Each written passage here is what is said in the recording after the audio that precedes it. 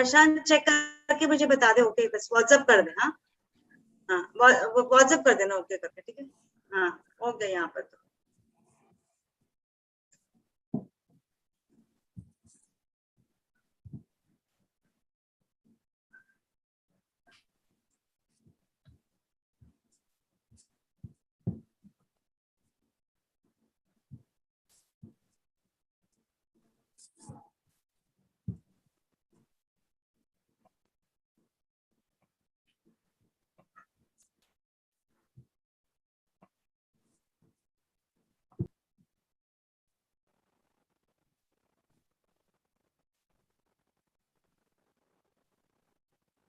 good morning everybody. On behalf of Indian Nursing Council, I welcome all the speakers, the panelists, and the participants. And without these participants, we not have the webinars, right? So, good morning once again. I welcome you all to the last day of the webinar today on the B.Sc orientation program. Today we have from 10:30 to 11 on the mental health nursing, and then from 11 to 11:40 on OBG nursing. Then we have our assessment guidelines and then discussion. So like first day we had how to open a college, who can open a college of nursing, and what is the requirements, minimum guidelines, that is for the physical, clinical, and teaching. And then we had a detailed examination guidelines. After that, we had on what is the difference between the old ones and the new ones. What are the changes we have brought in the B.Sc syllabus? Later on, we have on the examination guidelines, we have in the practicum, how to go with the practicum, how to implement the practicum. And then we had a detailed assessment also given to you. And then we had on each subject, the core nursing subjects have been oriented. So today is the last. So we have on the mental health and the OBG nursing, again, we have on assessment guidelines, and how to have a grading, which you have been asking these questions. So we'll have the grading performance and university exam pattern, including OSCE and also internal assessment guidelines today. And later on, we have a discussion. So now I invite Dr. Shrivani.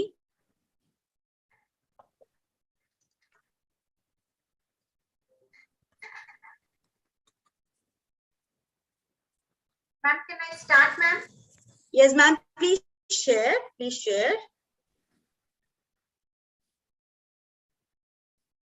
Madam is the principal College of Nursing in the Dharwad Institute of Medical Neurosciences, the College of Nursing. So I request you, ma'am, and she's also an expert in the psychiatric, and with the help of we have another expert, Dr. Redam also. Madam was there able to join because some technical issues. So Dr. Shivani will take a session on the mental health nursing, both 1 and 2. Over to you, Dr. Shivani, ma'am. Thank you very much. Thank you, ma'am. Respected panelists and dear colleagues, a warm good morning to one and all. I am very thankful for the organizers for giving this wonderful opportunity to share my views on this orientation of workshop Revised B.Sc nursing program. I'll be talking on mental health nursing 1 and 2. And I'm also very thankful for the experts who are contributed in the revision of this syllabus. So I'll be talking on that what are all the changes in the old and the new thing. So here in 2 semesters this mental health nursing program is there. The mental health nursing 1 in semester 5, mental health nursing 2 in the semester 6. So in the previously the present syllabus, it is in the 3rd year. In the same way, this is also in the 3rd year only it comes, but now it is in the semester way. It is a 5th and 6th semester. The number of theory hours in mental health nursing 60 hours and the credit points are 3. Practical hours are 80 hours and the credit points are 1. Total hours in the first semester, that the 5th semester, the mental health nursing 1 is 140 hours. The course code also I have given. Then coming to the mental health nursing 2, it is placed in the 6th semester. 40 hours are the theory and 1 credit point. Number of practical hours are 160 and 2 credit points. Total hours are 200 and the course code is given total 340 hours. Then in this slide, I focus the subject code and the title, the the theory credit point hours and clinical hours, clinical credits and the total hours. So as I already told that 3 theory credit points in the semester 5 and semester 6 is the 2 credit points for the theory, that is 60 and 40. And previously in the present syllabus there are 90 hours are prescribed and now it is 100 hours. So this is an internship also, 4 weeks are given. The description of the credit hours, 1 credit theory is equal to 1 hour per week per semester. 1 credit clinical is equal to 4 hours per week per semester. So coming to the course description. Here the course is designed to develop basic understanding and principles and standards of mental health nursing and skills in application of nursing process in assessment and care of patients with mental health disorders. So the first one is mainly focused on the principles and standards of mental health nursing. Then what competencies? After completion of this course, the students will be competent to trace the historical development of mental health nursing and discuss its scope, identify the classification of mental disorders, develop basic understanding of the principles and concepts of mental health nursing, apply the Indian nursing practice standards for psychiatric mental health nursing in supervised clinical setting, conduct mental health assessment, identify and maintain therapeutic communication and nurse-patient relationship, demonstrate knowledge on various treatment modalities and therapies used in mental disorders, apply nursing process in delivering care to patients with mental disorders, providing care to patients with schizophrenia and other psychotic disorders. Then, based on the assessment findings, treatment and therapies used, provide nursing care to patients with mood disorders based on assessment findings and treatment and therapies used. Provide nursing care to patients with neurotic disorders based on assessment findings and treatment used. So this is in this slide I have given the comparison of overall this content in the old syllabus and the new. Old means in the present existing syllabus and revised syllabus.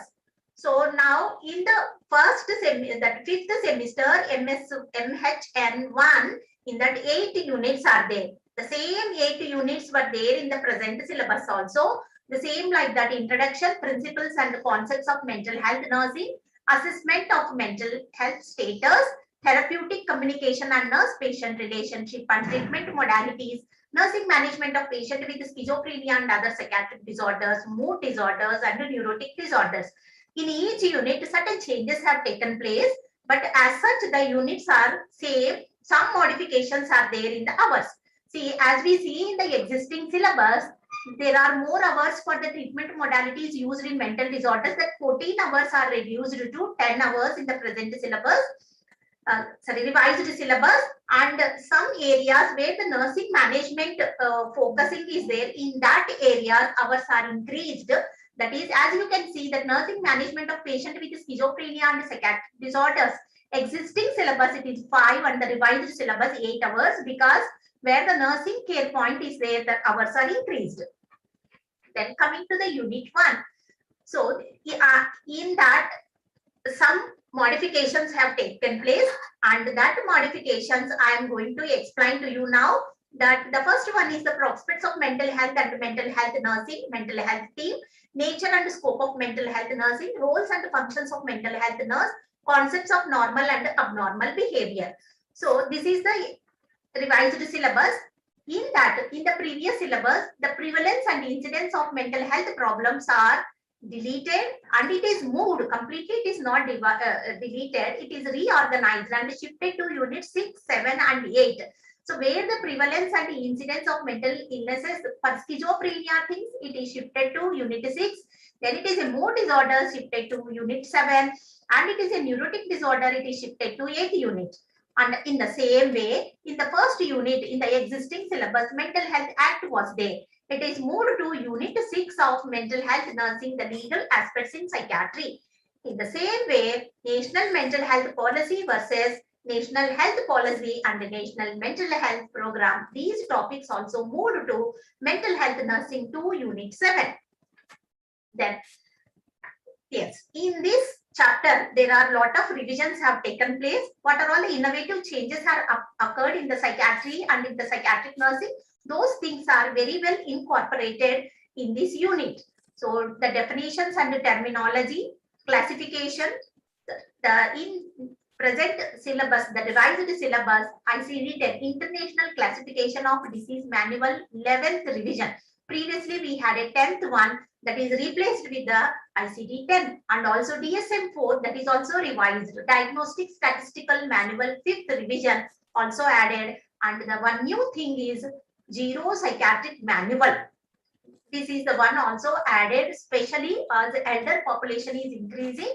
So to identify psychiatric disorders in those people, this manual also added. And at the same time, one of the innovative thing that is Indian Nursing Council has made practice standards for psychiatric mental health nursing. These things are incorporated in the unit 2, and this is available as a paid publication in the INC website. It is available under the 25th number. You can see under the publication, this INC practice standards for psychiatric nursing, it is available. Ethics and responsibilities. These are all the some additions have taken place in the unit 2. We all have to look into these things because these changes are occurred in the psychiatry and the psychological medicine. So those things are incorporated. We should be at par with those things. And at the same time, some deletion content is happened. It is deleted from this unit and added to Unit 5 of Mental Health Nursing 2, that is more adaptive behaviors of individuals and group, stress, crisis, and disaster. These topics are joined to crisis intervention into that unit. Yes, not much changes in the Unit 3 as it is. Mental health assessment, history taking, mental status examination, mini mental status examination, investigations, neurological examination as it is there. Then next to therapeutic communication and therapeutic nurse-patient relationship. In this, barriers of communication, the topic was not there, it is added in that. Then, coming to the treatment modalities and therapies used in psychiatric disorders, in the existing syllabus, there are 14 hours are there that reduced to 10, and they are classified in a previous existing syllabus. The just like that, all the therapies were given, but in the revised syllabus, they are organized into at certain headings like physical therapies, what comes under that, electroconvulsive therapy, psychological therapy, psychosocial therapies, alternative and complementary therapies, and consideration for the special population. Under those headings, the topics are very well organized. Then next, coming to the 6th unit, that is nursing management of patient with schizophrenia and other psychiatric disorders. In this, the prevalence and incidence of schizophrenia is added. Previously, this topic was there in the unit 1, that is shifted to unit 6. Then unit 7, nursing management of patient with mood disorders. Here also, the existing syllabus, what things are there in the revised syllabus, but extra prevalence and incidence is added. Same like that, unit 8, nursing management of patient with neurotic, stress related and somatization disorders. So here also prevalence and incidence topic is added. Yes. Now we will see that mental health nursing 2, what are all the differences between old syllabus and the new syllabus. In the previous thing, mental health nursing 1, I have explained. Now in the mental health nursing 2. So in the existing syllabus, unit 9 is converted to unit 1 in mental health nursing 2. And it is in the new syllabus semester 6. As it is, same units are shifted to that side. But the thing is, some hours are reshuffled. And in the existing syllabus, we have a 90 hours total. In the revised syllabus, those are 100 hours. Where the nursing management is there to that units, the number is increased. The hours are increased. So nursing management of patient with substance disorder. But next one is a unit 2, nursing management of patient with personality, sexuality and eating disorders were there. That eating disorders were shifted to childhood psychiatric disorders because eating disorders are common in adolescent period. That is why That information is shifted to nursing management of childhood and adolescent disorders, including mental deficiency. So as it is, other things are same, and unit wise what things are deleted and what things are added, I will be explaining. Now coming to the course description. This course is designed to provide the students with basic understanding and skills essential to meet the psychiatric emergencies and perform the role of mental health nursing. In the mental health nursing, the main focus is learning the principles, standards of psychiatric nursing and applying those principles for the caring with mentally ill patients. Now, in this thing, in the mental health nursing too, the importance is given, the competence, the description is mainly focused on how to handle the psychiatric emergencies and our role in mental health, community mental health nursing.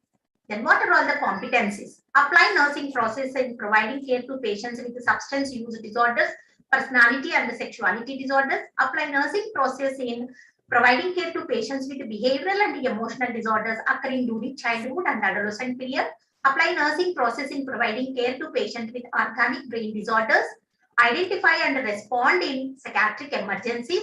Carry out crisis intervention during the emergencies under the supervision. Perform admission and discharge procedure as per Mental Health Care Act 2017. Explore the roles and responsibilities of community health nurse in providing community mental health services. These are all the competencies. On completion of the course, the students will be able to. Now, we will see the unit wise. So, in the mental health nursing 1, there are 8 units are there. Mental health nursing 2, there are 7 units are there. As such, not much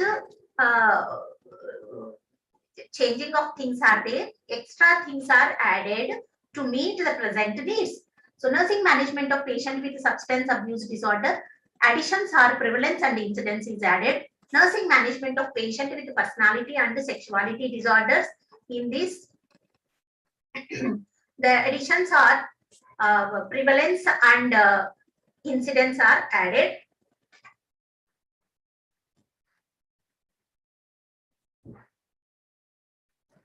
Then next unit 5 is psychiatric emergencies and crisis intervention. In this, as I already told, it was in the unit 2, maladaptive behaviors of individuals and group, stress, crisis and disaster management. That information is shifted to unit 5 in the MHN2. Legal issues in mental health nursing. In this unit, a lot of recent things are added. One is the protection of children from sexual offense, that is POSCO Act, and also Mental Health Care Act. Previously, it is a Mental Health Act. 1987 was there. It was revised in 2017. That name is changed to Mental Health Care Act. That information is added in this unit. Rights of mentally ill patients and forensic psychiatric nursing information also added in this.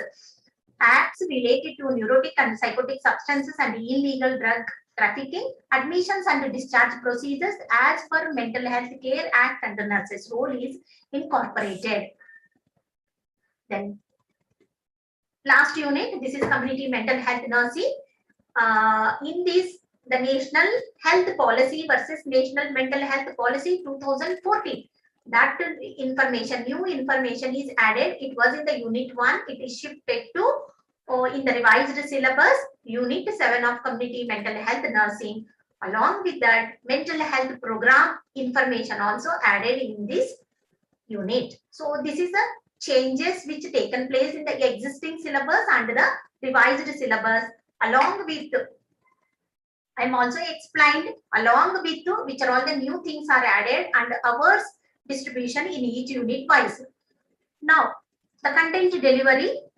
So lecture cum discussion, group discussion, role play, process recording, demonstration, simulation, case discussion, case presentation.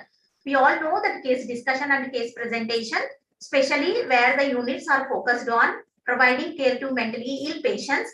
The simulation can be done especially to how to establish a therapeutic communication with the patient. Demonstrations, mental status examination, history collection, psychological assessment, group therapy, these things, demonstration, therapeutic milieu, these are all the topics can be done through demonstration. Process recording, especially establishing communication with the patient, therapeutic nurse-patient relationship. Role play can be done on therapeutic impulses and therapeutic techniques. Now, theory assessment. So in the previous session also, yesterday sessions you have attended the same like that. Here also theory assessment. Continuous assessment is 10 marks. In the next slide, I will be telling what it is included in the continuous assessment. And sessional examination 15 marks in the semester 5, one sessional examination, semester 2, one sessional examination, but university examination is conducted in the 6th unit. Total marks for mental health nursing 125, mental health nursing 225, then 50 by 2. So an average 25 marks will be considered as for internal examination. Now I already told you that continuous assessment 10 marks. How to derive that 10 marks? Attendance we have to give 2 marks, and in that it is given how to give 2 marks. If the student has attended 100% attendance is there, then 2 marks we can give. If the student had a 90 to 94, then 1.5 marks. 85 to 89, it is a 1 mark. 80 to 84.5 marks. Below 80, 0 mark.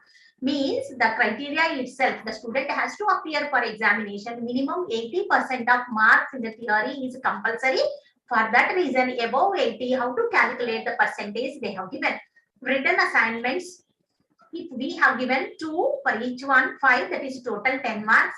Seminar, micro teaching and individual presentations, 12 marks, which usually we will give for the theory. Group project, 6 marks. So altogether it is a 30 marks. To get that 10, then we are dividing by 3, so that the what marks the student will get, that comes under the continuous assessment. Now we will see the sessional examination, 15 marks, 2 sessional examination per course. Then how the exams to be given, multiple choice questions, 4 essay question, 1, it is having 10 marks. Then short essay, short answer type, 2 questions for each one, 5 marks, and it is 10 marks. Very short, 3 into 2, so 3 questions, 2 marks each, so 6 marks. 30 marks into 2, 60 by 40, so that we can get the 15 marks. So this is the internal assessment guidelines. Now practical assessment, continuous assessment, same like that theory. Continuous assessment 10, sessional examination 15, then total marks in mental health nursing 25, mental health nursing 225. So in the theory, what we did, 50 by 2 we made, and we have derived 25. Here the internal assessment for practical examination 50, so that no dividing by 2, as it is in the 25 marks in the first 5th semester what they got, in the 6th semester what they got, altogether 50 marks we can give. Now internal assessment guidelines, practicals, when we see same like that, attendance 2 marks, clinical assignments, there the written assignments we have given 10 marks. Here for the clinical assignments 10 marks. For that clinical presentations what we are giving 3 marks, drug presentation and report 2 marks, case study report 5 marks. Continuous evaluation of clinical performance is 10 marks. The end of the posting, ASCII we have to conduct, for that 5 marks. Completion of procedures and clinical requirements 3 marks. So 30 by 3, so that for the continuous assessment 10 marks we have derived. Then sessional examination, so that is a practical examination. At the end of the semester we are conducting this one. In the first semester and the second semester also, the ASCII 10 marks, it is given for 2 to 3 hours. Then directly observed practice in the clinical area 20 marks, 4 to 5 hours. Total 30 marks divided by 2, 15 we will get.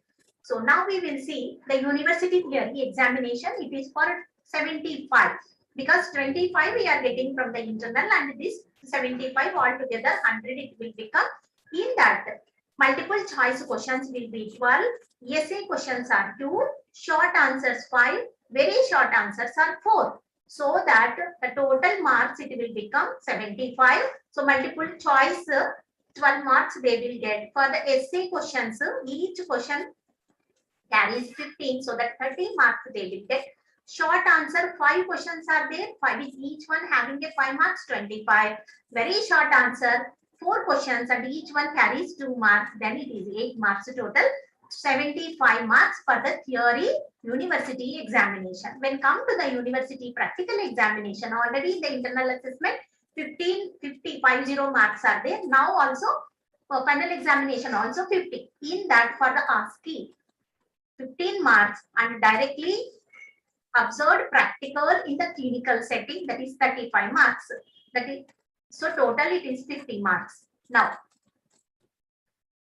the theory is finished. Now coming to the practicals, how we have to arrange for the students. It is placed in the semester 5 and 6. I already told mental health nursing 80 hours, clinicals, and for the mental health nursing 2 160 hours. Number of weeks 8 weeks. It means on an average 2 months the posting is required. Number of hours per week 30 hours. Total clinical hours are 240 hours in the revised syllabus, whereas in the previous syllabus it was 270 hours. Then, at the completion of their clinical posting, what we are expecting, the practice competencies on completion of the post, the students will be able to assess the patients with mental health disorders, then observe and assist in various treatment modalities or therapies, counsel and educate patient and families, perform individual and group psychoeducation, provide nursing care to patient with mental health problems or disorders, motivate the patient in the community for early treatment and follow, observe the assessment and care of patients with substance use disorders in the addiction center. So these are all the practice competencies expected from the students on completion of clinical postings. In the clinicals, the assessment, it can be done by using the rating scales. It can be you can create your own rating scales. Then checklist can be procedure wise how they are performing. Then evaluation of health education, assessment of observation report. Evaluation can be done for the case study, care plan, case presentation and process recording, completion of activity record, the record book or log book. For that, based on that, the assessment can be given. Then this is one example which I have prepared. So you can also prepare your own way. It is not compulsory that you have to follow this one. So if the student write biodata of the patient, 1 mark, chief compliance if she writes 2 marks, history of present illness 5 marks, and past history 2 marks, personal history 2 marks, pre-morbid personality 3 marks, and physical examination is performed 5 marks total. For history collection we can do 20 marks. Same like that I also prepared for the care plan. Evaluating the care plan in psychiatric nursing. If the student does, there are that things are divided under 16 things, and if the students writes the nursing diagnosis 2 marks, short-term goals 1 mark, then plan of action with rational 2 mark, implementation 2 marks, evaluation 1 mark, health education 2 marks, progress notes she writes 2 marks, total 20 marks it is given. So checklist like that, whether the student done or not, based on that marks can be given. So now coming to the clinical posting. Clinical posting areas are not changed in the existing syllabus and the revised syllabus. Same thing only is there. Though previously psychiatric OPD posting was 1 week and now it made to 2 weeks. So the clinical area psychiatric OPD duration is 2 weeks. Clinical requirement expected in that area is history taking and mental status examination, health education, observational report of OPD. Child guidance clinic 1 week posting, case work 1, then observation report of different therapies 1, inpatient ward 4 weeks. They have to provide 3 patients with the various mental disorders. They are expected to do 1 case presentation, case study, care plan, and process recording 2, and drug book they have to submit. Community psychiatry and de-addiction center 1 week can be posted, where the case work in the community setup they have to do 1. Observational report of 2 field visits to de-addiction center. So now logbook. It is given in the syllabus. In the appendix, the logbook is there. Total procedures which are mentioned in that is 28. Psychiatric OPD, students are expected to history taking, mental status examination, psychometric assessment, neurological examination, observing and assisting in therapies, individual and group psychoeducation. These 2 topics are newly added. Mental hygiene practice education, this is very important, and family psychoeducation is added. Child guidance clinic expected history taking, mental status, psychometric assessment, observation and assist in various therapies, parental teaching for child with mental deficiency. This topic also added under the child guidance clinic. Then inpatient ward, as it is like mental status examination, history taking, then neurological examination, assisting for the psychometric, recording therapeutic communication, administration of medication, assisting for electroconvulsive therapy, participation in all psychological therapies, preparing the patient for activities of daily living, conducting admission and discharge procedure based on Mental Health Care Act 2017, counseling and teaching the patients and families. Then conducting home visits and casework, identification of individuals with mental health problems, assisting in organization of mental health camps, conducting awareness meetings for mental health and mental illness, counseling and teaching family members, patients and community, observation of de-addiction care. So this is a logbook. 28 procedures are given and students are expected to complete those procedures. So new things are there, that mental hygiene, psychoeducation, these topics are added, and also in the child guidance, parental teaching for child with mental deficiency, these procedures are added extra. Then coming to the learning resources, so ICD 10, that 11th revision of the International Classification of Diseases, it is available in the Google. Go Mental Health Care Act e-gazetted also, the entire file is available. Zero Psychiatric Manual also, Diagnostic and Statistical Manual of Mental Disorders DSM-5 is available. Yes, coming to the Indian Nursing Council, Psychiatric Mental Health Nursing Practice Standards also available in our INC website under the publications. This is the 25th one is there. The Protection of Children from Sexual Offense Act 2012, it is available in the internet, in the Google. This is the learning resources for the new things.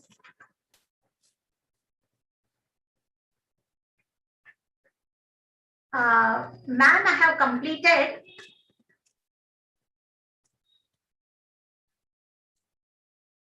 Thank you, ma'am. Thanks a lot for telling us in detail about the mental health nursing both semester, 2 semesters, how do you go about. Thank you so much. I think you must be having a lot of questions. We'll take it later on. Yes, ma'am. Thank you very much, ma'am. So you can stop the share.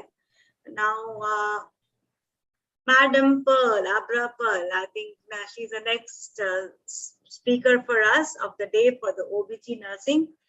I think everybody knows about her, isn't it? Especially the midwifery teachers, because she has been a facilitator for all the virtual trainings under the UNFP. She's a consultant with us, Indian Nursing Council, and she is taking care of the UNFP project. Over to you, Pearl. Thank you so much to be with us and to take the virtual trainings to the good new heights. Thank you. Thank you, ma'am. At the outset, I would like to thank God Almighty and all the officials at Indian Nursing Council for giving me this opportunity to present on the midwifery OBG nursing revised course in our revised new BSc nursing curriculum. Thank you, ma'am. So I welcome all of you to the presentation on midwifery OBG nursing. So just to give a little background, now in the introductory remarks, President Sir was explaining about the Lancet and the evidence that are surrounding the revision of the BSc nursing syllabus. So here we can see the framework for action for strengthening quality midwifery education for universal health coverage, which was put forth by WHO with the other partners, and they have given a 7-step action plan to improve quality midwifery education. And you can see that in the wheel where women and newborns are in the center, we are now talking about the 5th step. So we have reached the 5th step where we strengthen the faculty with the virtual capacity building program. Standards are there and the curriculum is also revised. So we are all set to move on to the next step, that is step 6, where we can educate the students. So we are in the 5th step and we'll see what are the revisions that have happened in the OBG and midwifery nursing syllabus. So here we have divided midwifery and obstetric and gynecological nursing into 2 parts. 1 at the sixth semester and 2 in the 7th semester. So midwifery, obstetric and gynecological nursing is placed in semester 6 with the theory credit hours of 3 credits and 60 hours. Practicum, we have a skills lab, 40 hours with 1 credit, and clinical 240 hours with 3 credits. And in the second part of it, the placement is in the 7th semester with 60 hours and 3 credits for theory, 40 hours and 1 credit for the skills lab, and 320 hours and 4 credits for clinical. You can see the comparison between both the previous syllabus and the new curriculum. The theory was 90 hours previously. Now it has been increased to 120 hours because we have included the unit of gynecology also from medical surgical nursing, and we did not have separate skill lab hours. We have 80 hours here, and the practical was 420 before, and now it is 560. So we have increase in the number of hours. So we think it will give justice to our profession. So now going into midwifery and OBG nursing 1, including SBA skill birth attendance. So the description is the course is designed for students to develop knowledge and competencies on the concepts of and principles of midwifery. It helps them to acquire knowledge and skill in rendering respectful maternity care to women during antenatal, intranatal, and postnatal period in hospital and community settings. And it further helps to develop skills in managing normal neonates and participate in family welfare programs. So this is our description, and all the competencies are based on the essential competencies for midwifery practice, the 2019 update of the International Confederation of Midwives. You can see it as we go through the competencies. So what are the competencies in the first OBG1? Demonstrate professional accountability for delivery of nursing care as per the IMC standards, ICM competencies that are consistent with moral, altruistic, legal, ethical, regulatory, and humanistic principles in midwifery practice. Second competency, communicate effectively with individuals, families, and professional colleagues, fostering mutual respect and shared decision-making to enhance health outcomes. Third, recognize the trends and issues in midwifery and obstetrical nursing. Fourth, review and describe the anatomy and physiology of human reproductive system and conception. Fifth, describe and apply physiology in the management of normal pregnancy, birth, and puerperium. Sixth, demonstrate competency in providing respectful and evidence-based maternity care for women during antenatal, intranatal, and postnatal period. Seventh, uphold the fundamental human rights of individuals when providing midwifery care. Eighth one, very important, promote physiological labor and birth and conduct normal childbirth. You can see we have removed the word labor delivery here. We go for childbirth as a normal physiological process. And provide evidence-based essential newborn care. Apply nursing process approach in caring for women and their families. Describe the methods of contraception and role of nurse midwife in family welfare services. Recognize the importance of and actively participate in family welfare programs. The last one is provide youth-friendly health services and care for women affected by gender-based violence. So in the in the 6th semester, midwifery 1, we try to concentrate and focus more on the normal physiology of birth and the events surrounding it, and which enhance it. So coming to the content, we have the first unit on introduction to midwifery, where the different concepts content is listed, history and current scenario of midwifery India, and vital health indicators. These are review concepts, so we need not repeat it again. It can be just review because it's covered in community health also. And national health programs related to RMNCH plus A should be elaborated. Trends and issues in midwifery, legal and ethical issues relevant to midwifery practice are in the first unit. Second unit, again, it's anatomy and physiology, which should be reviewed. So the number of hours are 6 hours because it is a review unit, and 3 hours in the lab so that the anatomic structure of the pelvis and the fetal skull can be practiced and discussed. Third unit is on pre-pregnancy care, and this is self-learning as mentioned, because many of the concepts that come under it, genetic counseling and so on, are already covered in the previous semesters under different subjects. So we are not repeating it. It can be self-learning. Then pregnancy assessment and antenatal care, as it was in the previous syllabus. And in normal pregnancy, I highlighted what we have added. So we have added the RMNC, Respectful Maternity Care Protocol, and the charter and the father's role. So this is added in this unit. And antenatal care is divided into first trimester, second trimester, and third trimester. And for each trimester, what should be done is mentioned separately. Previously, in the previous syllabus, we had everything together under antenatal care. Here we have divided into first, second, and third trimester, because each trimester has its own importance and the care aspects separate. So that is the rearrangement that has happened here. And there's more emphasis on birth preparedness and complication readiness, including microbirth planning, and education and alternative birthing positions is added in the antenatal segment of the unit. So this is about third unit. In the fourth unit, where we talk about normal labor and childbirth, here the topics that are added are given in red. Triage, positive birth environment, again respectful maternity care is added here. And first stage, as usual, we have the safe environment, pain management. Second stage, focus is on physiological birthing and promoting normal birth. So that's the emphasis here. That's why episiotomy has been removed from normal labor, and episiotomy is taken to abnormal. So it's taken from midwifery 1 to midwifery 2. And third stage, focus again on active management of third stage of labor.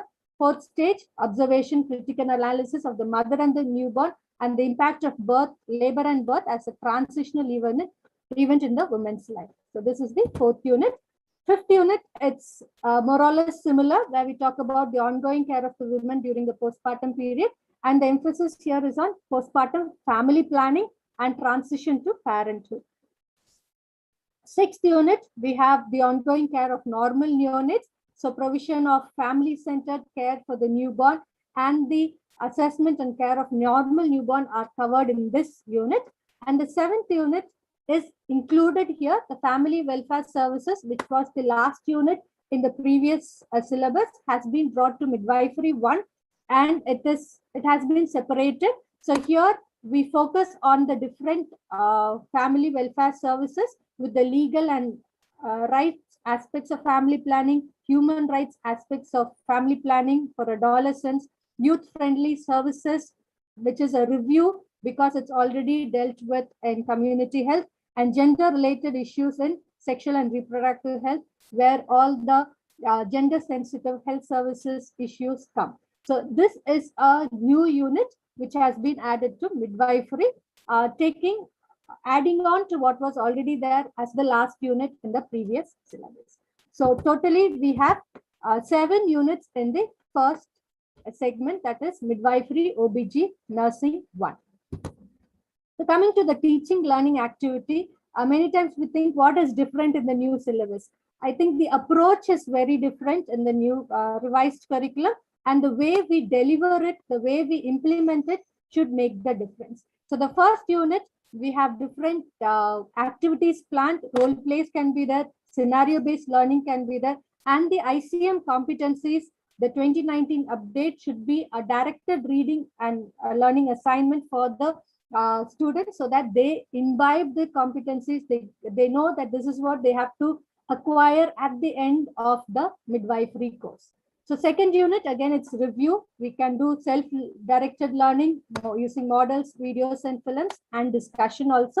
The third unit, where we talk about normal pregnancy, there should be more emphasis on simulation and counseling, role play, health talk, and we have added workshop on alternative birthing position. So teaching the women, because many times they are used to seeing and hearing about lithotomy position, we would like to bring about a change there because of the evidence that we have received. So workshop on alternate birthing positions for mothers can be conducted in the as a learning activity for the third unit, and kindly refer to SBA module and the Safe Motherhood booklet for the third unit.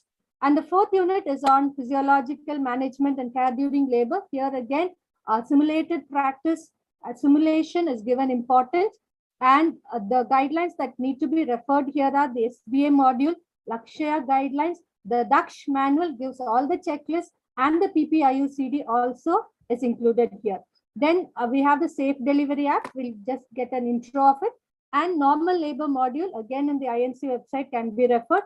And ENBC and NSSK module also for essential newborn care can be referred, need to be referred for the fourth unit.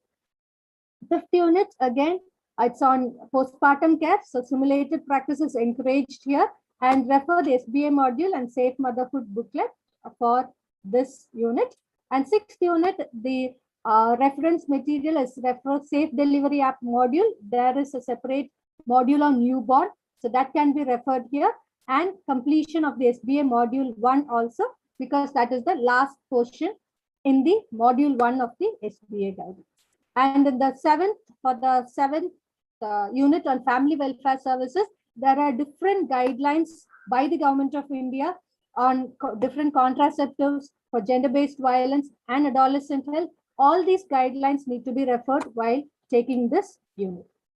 Okay, that's about the teaching learning activity. And assessment methods, it can be from short answers to essays, quiz, OSCE, vignettes can be used, and field reports also can be used for assessment. And it actually depends upon the creativity of the teacher to make it more interesting and more focused, students focused, so that the assessment is not a burden, but rather a part of learning. In the skills lab practicum, we have skill lab 1 credit with 40 hours and clinical 3 credits with 240 hours. So these are the competencies that we expect the students to have by the end of midwifery 1. So they should be able to counsel on preconception care, demonstrate lab tests, perform antenatal assessment, provide care for normal antenatal mothers with specific investigations for them, prepare for parenthood, conduct childbirth education classes, organize the labor room, and important, provide respectful maternity care for mothers in labor, perform vaginal examination, conduct normal childbirth, demonstrate skills in resuscitating the newborn, assist women in transition to motherhood, performing postnatal and newborn assessment, caring for postnatal and the newborns, counseling on postnatal and newborn care. And the competency that has been added here is perform PPIUCD insertion and removal. This is added here, and counseling women for family planning, which was already there. Then something that was added is provide youth-friendly health services and identify, assess, care, and refer women affected with gender-based violence. So these 3 competencies which are in red have been added to midwifery 1. Skill lab, where we have 1 credit. So the procedures have been listed here. They are the procedures we already had in the previous syllabus. The extra that is added is the PPIUCD insertion and removal. And here you can see a few models that have been picturized here. So they are low-cost models, and they can be used for skills lab for covering the competencies, or teaching the competencies in midwifery 1. Mama natali with the cervical dilatations and the birthing process, and then a neonatally where you can do resuscitation and all, and a mamayu where you can practice PPIUCD insertion and removal. So this is about the skills lab. And for the clinical postings, we have 240 hours. So it is 6 weeks. So we have 1 week in the antenatal OPD, 3 weeks in the labor room, and 2 weeks in the postpartum clinic. And the extra, the additional requirements have been mentioned here: episiotomy and suturing if needed. Okay, that's why it's mentioned if needed, and PPIUCD insertion and removal should be done. So this is about the clinical posting requirements. We'll see later altogether.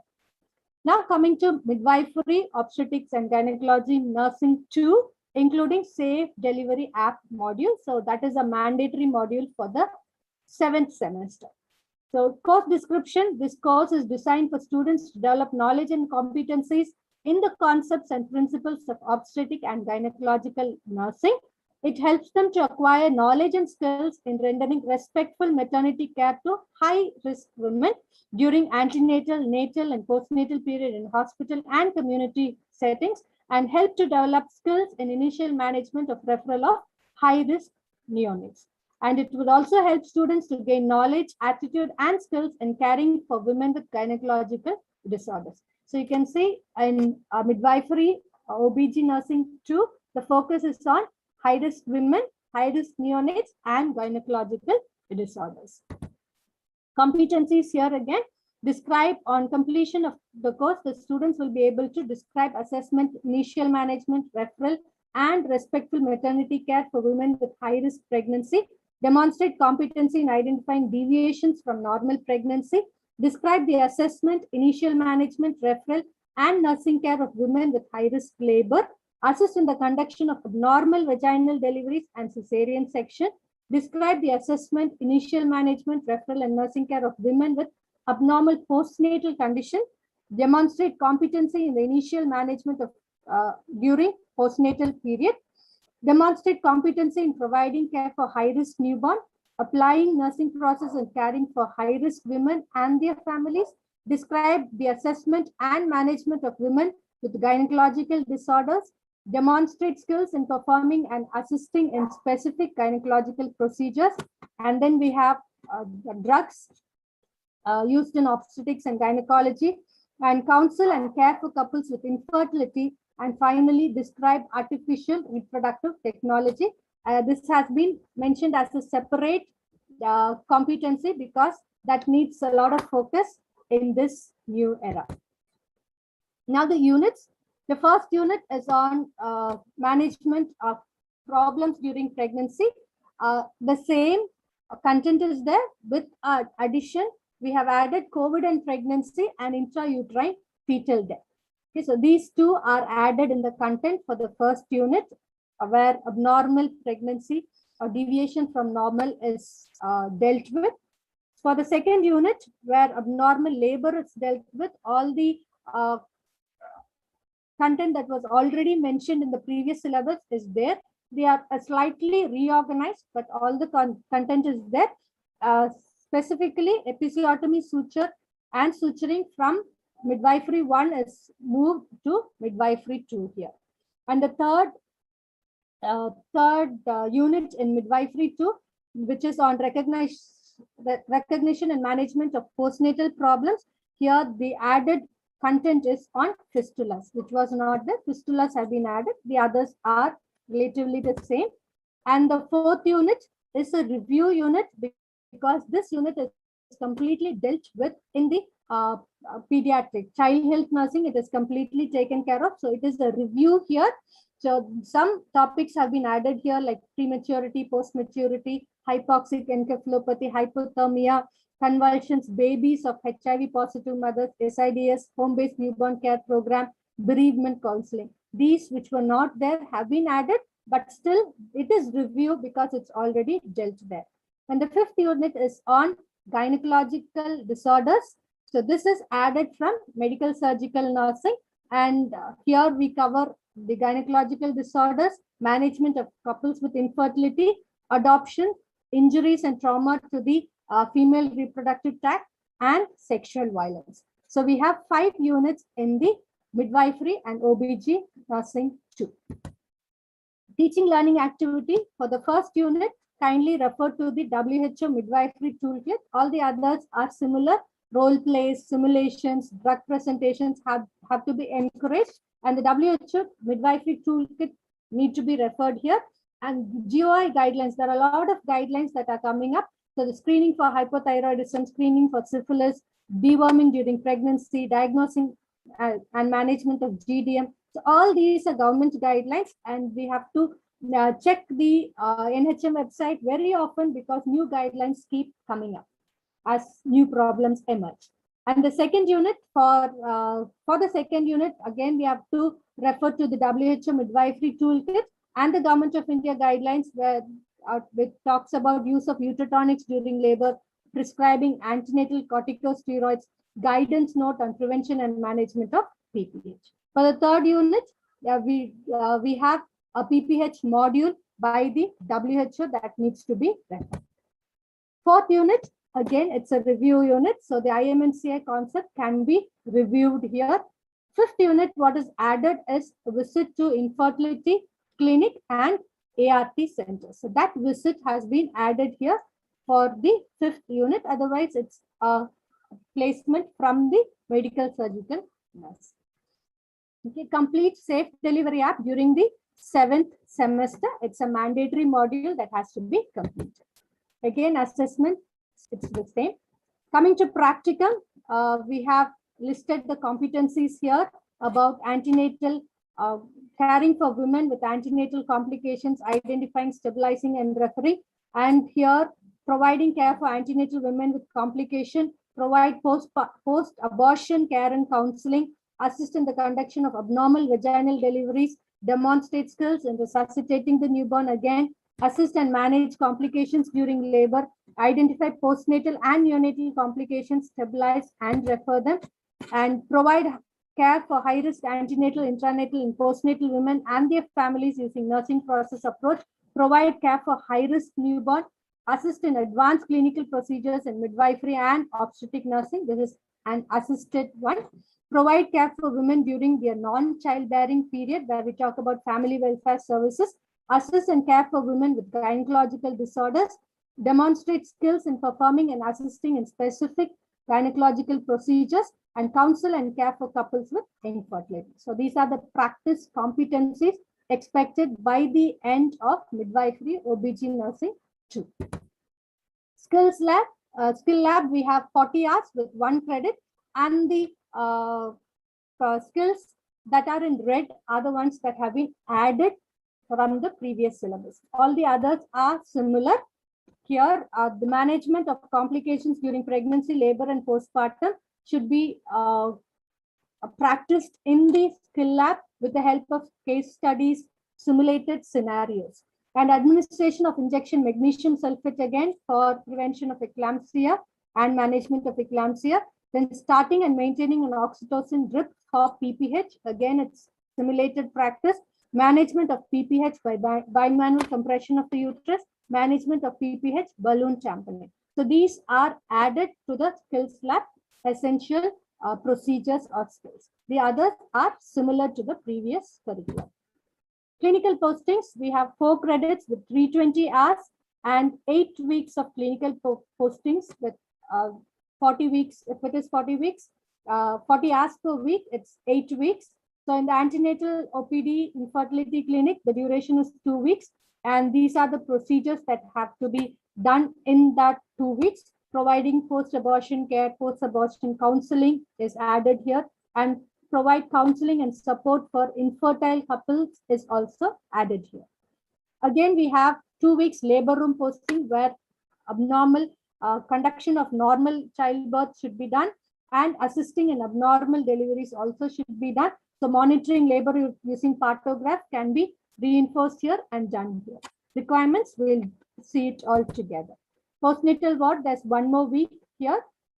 And this is mostly focusing on care of women with complications along with the normal routine postpartum care. Then there's 1 week posting in the neonatal NICU where the students will be assessing and caring for high-risk newborn and providing care for newborns with ventilator, incubator, etc. And there are 2 weeks posting planned for obstetric and gynecological OT and gynec ward, where the gynecological procedures assisting part can be done, and caring for women with gynecological disorders can be done.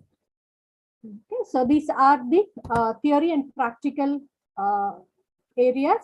And now coming to the clinical logbook, we have 85 procedures, and of this 85, serial number 1 to 41 should be completed in the 6th semester, and 42 to 85 should be completed in the 7th semester.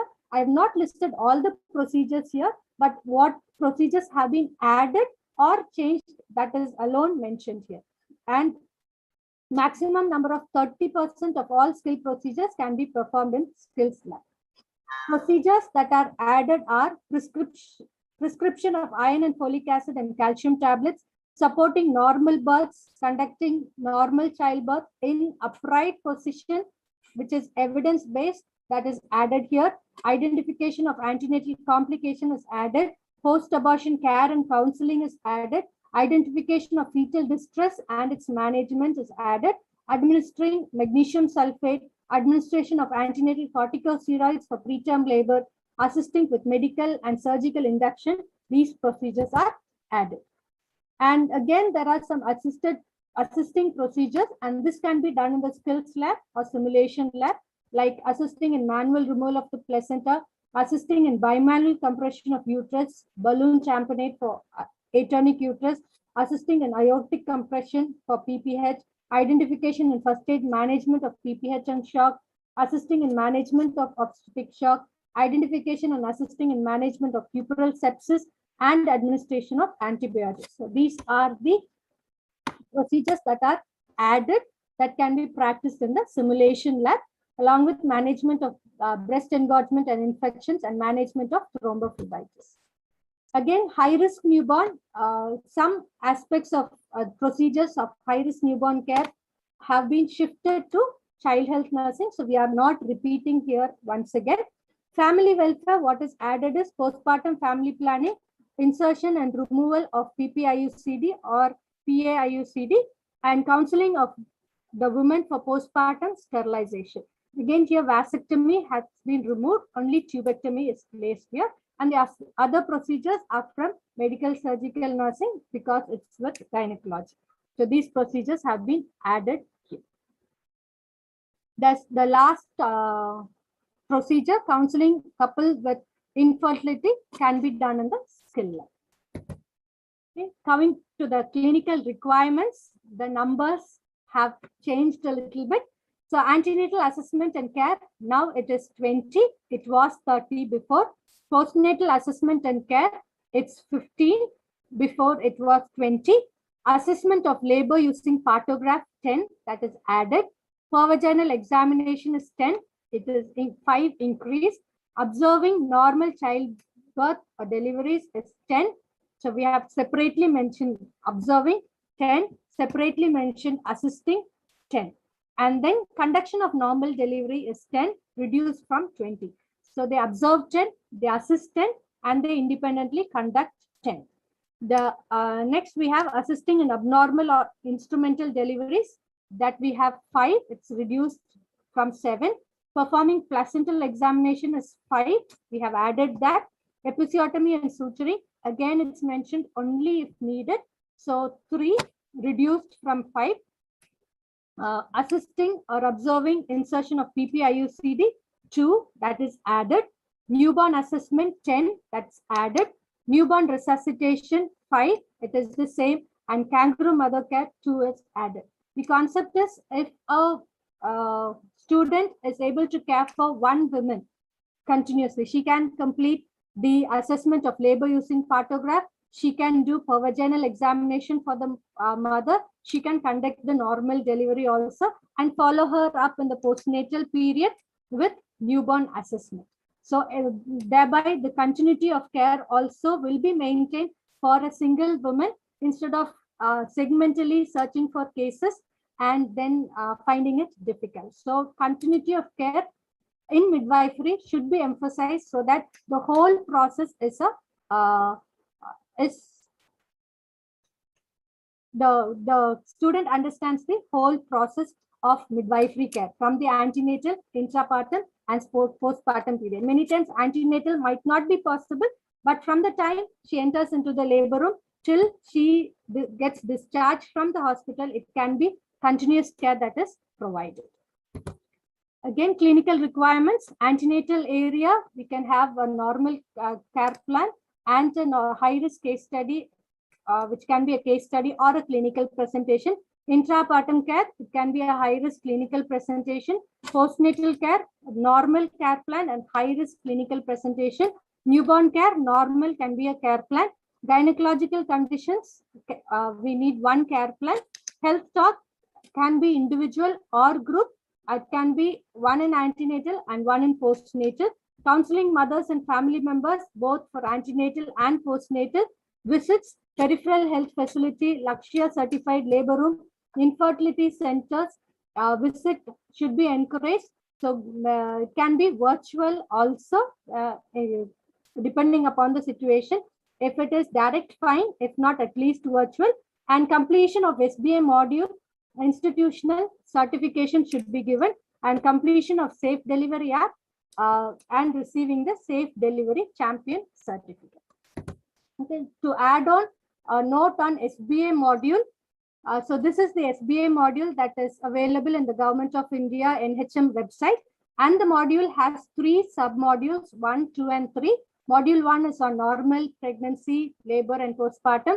And module 2 is on complications, and module 3 is on ensuring quality of care. So module 1 and module 3 of the SBA module can be completed in the 6th semester, and module 2 can be taken to the 7th semester. And this module comes with the SBA trainer's guide and the participants handbook. So they can be used for supporting this module. And another important point to note is the participants handbook was developed in 2010, and the updated version is the Daksh Skills Lab manual. So that can be referred for updates. Okay, so refer to the latest guidelines of Government of India for updates.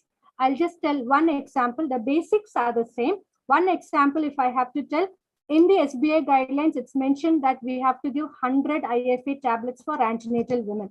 But the updated guideline for prevention of anemia tells we have to give 180 tablets for antenatal women. So such minor, such changes. And again, another example, if I have to say, in the SBA guidelines, it is TT. Now it is TD. Okay, the tetanus and diphtheria combined is given for antenatal mothers. So such changes have to be noted, and the latest Government of India guidelines should be referred while teaching the students. Okay, so that's about the SBA module, and this should be completed as a mandatory module. And the next one is Safe Delivery app. This is something very digital, innovative, and very user-friendly for the students. I hope the students will enjoy it because it's a free app for smartphones or tablets, and you can download it online and then start using it offline. So it will not consume net also. Modules, there are 13 modules here. It is available in some regional languages also, but we encourage using it in English because as the medium of instruction is English, and each module contains videos, drug details, action cards, and practical procedures, and the details as videos, you can see it. And then you also have a My Learning platform for each module, each of the 13 modules, and there the students have to answer 12 questions in each level, and they have to get 100% to pass that. So they move from becoming familiar to proficient, and then finally becoming an expert. So once all the 13 modules are completed, then it closes and they have to take the final post test. And if they score 70%, they are issued a certificate called the Safe Delivery Champion certificate. Okay, so this is a very useful app developed by the Maternity Foundation, so that can be encouraged for our students. And it is a mandatory module, and our students should complete it. Coming to the internal assessment, for semester 6, we have the courses Midwifery and Obstetric and Gynecological Nursing 1 theory. So total we have 25 internal marks, and practical we have 25 internal marks.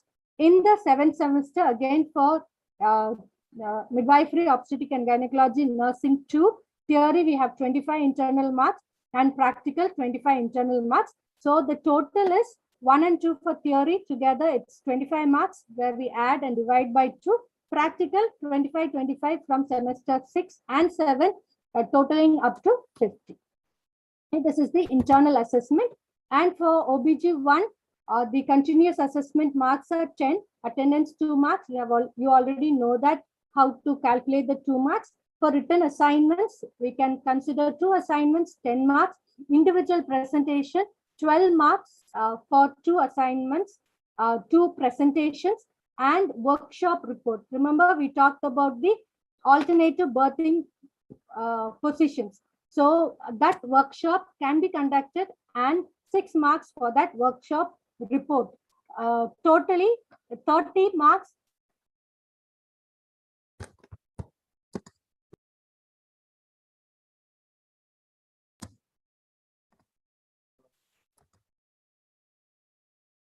Sorry for that. Totally, we have 30 marks, which has to be divided by 3, and 10 marks can be calculated for the internal assessment.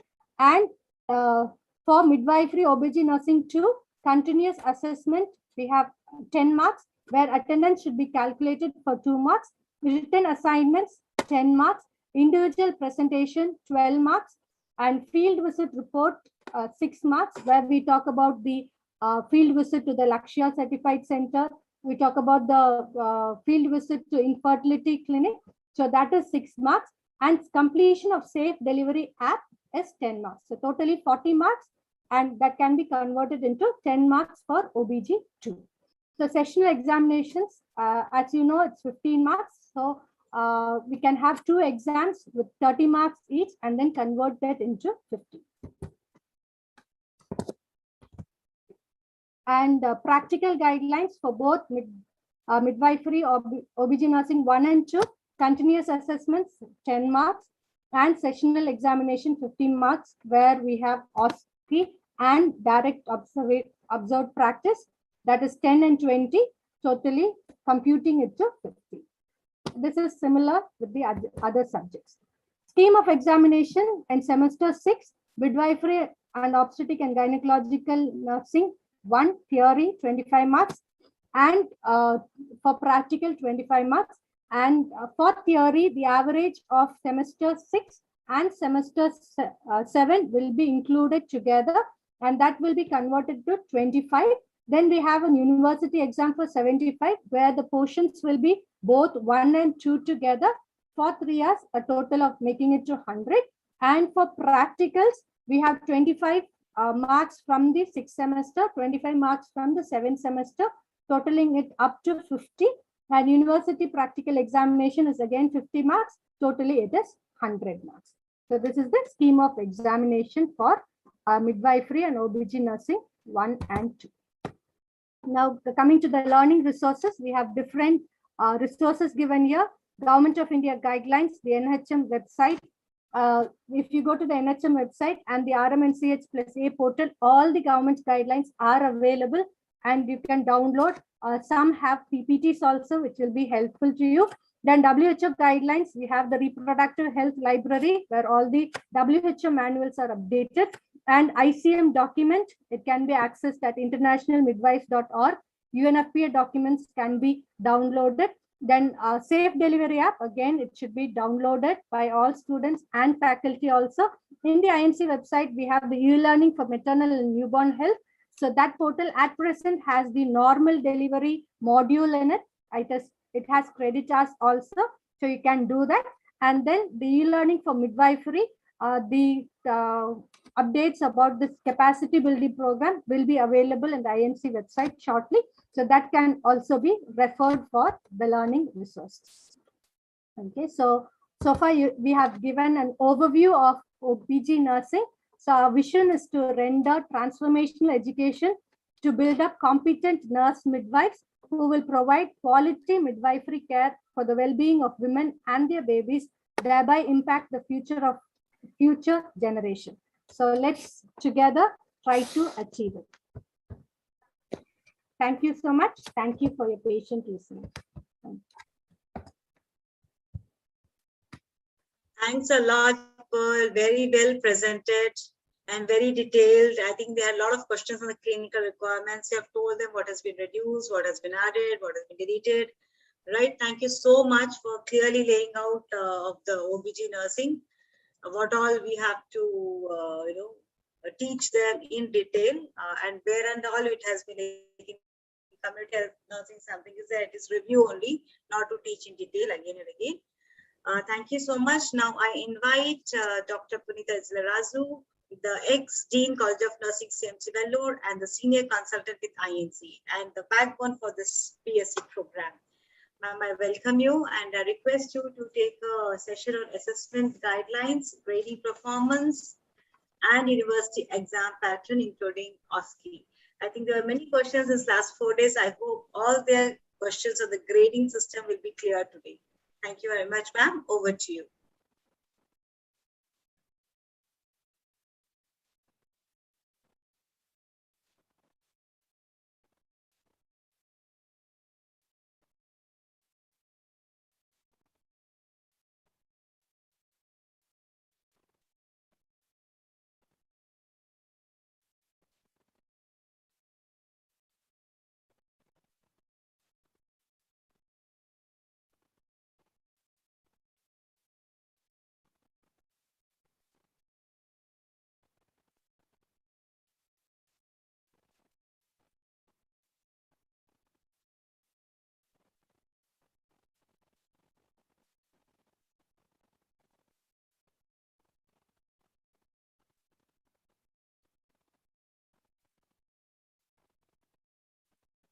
Yes, ma'am, we can see the PPT.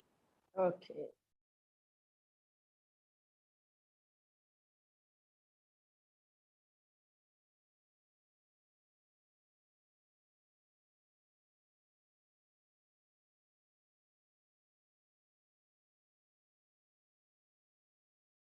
Yeah, it's not at afternoon yet. Afternoon. A very good morning to all of you. Very happy to be back again in your midst as a speaker to present to you about the grading performance and also the university pattern of examination, as well as a little brief detail about the ASCII. There are a lot of questions about ASCII. I thought I would give you some idea how to conduct this ASCII and what are the basic principles. These are some of the things that I thought I would add in this presentation. And as all of you know that you have been hearing how assessment is playing an important role in the process of learning and motivation, and what a lot of importance has been given in terms of assessment, variety of assessments, both in internal as well as the external. And it is understood that we integrate grading in assessment and also integrate the learning process and motivation of our students into the entire system of assessment. So let me go on straight to the grading of performance. As you know that based on the performance, every student should be awarded a final grade at the end of the semester for every course. And I must specifically say here, absolute grading is used by converting the grades to marks to grade based on predetermined class interval. Why I said absolute grading? There is a relative grading. And now the UGC is recommending a relative grading, and it says that some of the national universities of importance may start trying the relative grading. And it doesn't specifically say it, or everyone has to do, but you can start doing it. So we have just started getting into this type of a grading. So we would begin only by absolute grading, and that is converting the marks to grade, which is determined. And this class interval is determined by the regulatory body or university, whereas the UGC 10-point grading system is used with pass grade. That is taken from the UGC model, and we have modified the pass grade. And the percentage of marks that we have put down, and that's the interval that has been placed, starting from outstanding, excellent, very good, good is B+, then B, C is average, that is above 50% is the pass, and except for some we have spelled out that pass is only 4, that is above 40%, which means all the nursing courses and all other courses, the pass is at 5 grade point and 50, that is 50% and above. And for English and electives, the pass is at P grade, that is pass at fourth grade, which is 40% and above. Now, with this grade point, we have to compute the semester grade point average is semester grade point average GPA and cumulative grade point average is CGPA. SGPA is the weighted average of the grade points obtained in all the courses by the student during the semester and all courses excluding electives. This is something that we can decide on which are the courses that are included for SGPA, and based on those courses, marks alone will come into the grade point average, semester grade point average. However, all other marks to be sent to university for compiling in mark list. So the detailed clarification, if any, would be given in the INC website if there are questions related to that. Now, just an example to say how we can calculate the semester grade point average. Suppose you say that you have to calculate for 3 courses. Probably you run 4 courses, but whereas only 3 courses, you have spelled out that you will add it under the grade point average semester. For example, elective grade will not be added into the semester grade point average. So those you will leave, or if there any other course spelled out you will not add, will not be included, but marks will be sent for the total. So the course will be numbered depending on which other courses you want to add. Suppose this is an example. One course has got 3 credits, another course has got 4 credits, third course has got 3 credits. So here you will find only the examination. Otherwise, we would say as paper 1, paper 2, paper 3. So only 3 papers examinations in the semester 1. If those are the ones which you will be adding into semester grade point average. Suppose if foundation 1 in one semester, foundation 2 in another semester, the foundation 1 and 2 are examined as a single paper. So that will come in the second semester using the total credits they have gone through. So there is no question of saying that will it be included in semester 1 and semester 2. So think this is the papers that they examine, even though there are more parts to it, the total hours of instruction or credits of instruction will come as that particular paper, what is the total credit. And the letter grade, because the exam is as one paper, the marks is given as one paper marks, and that is converted into a letter grade A, and the grade point given for letter grade A is 8. And when you want to calculate the credit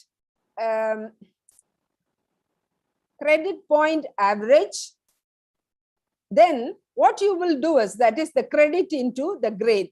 The total credits is for the first one is 3 and the grade point is 8, so it is 24. Same way, 4 into 7, it is 28, and 3 into 6, it is 18. So which means the semester grade point average is C1 G1 plus C2 G2 C3 G3 divided by C1 plus C2 C3. I very specifically mentioned whatever course that you're putting, probably in our syllabus, it will be paper 1, paper 2, paper 3 in that particular semester, which I examined and marks are allotted. And here you find this total is 70 divided by this number. So 10, which is 7, and that is rounded off to 2 decimal points. So 7 is the semester grade point average. So that is the SGPA, how we calculate.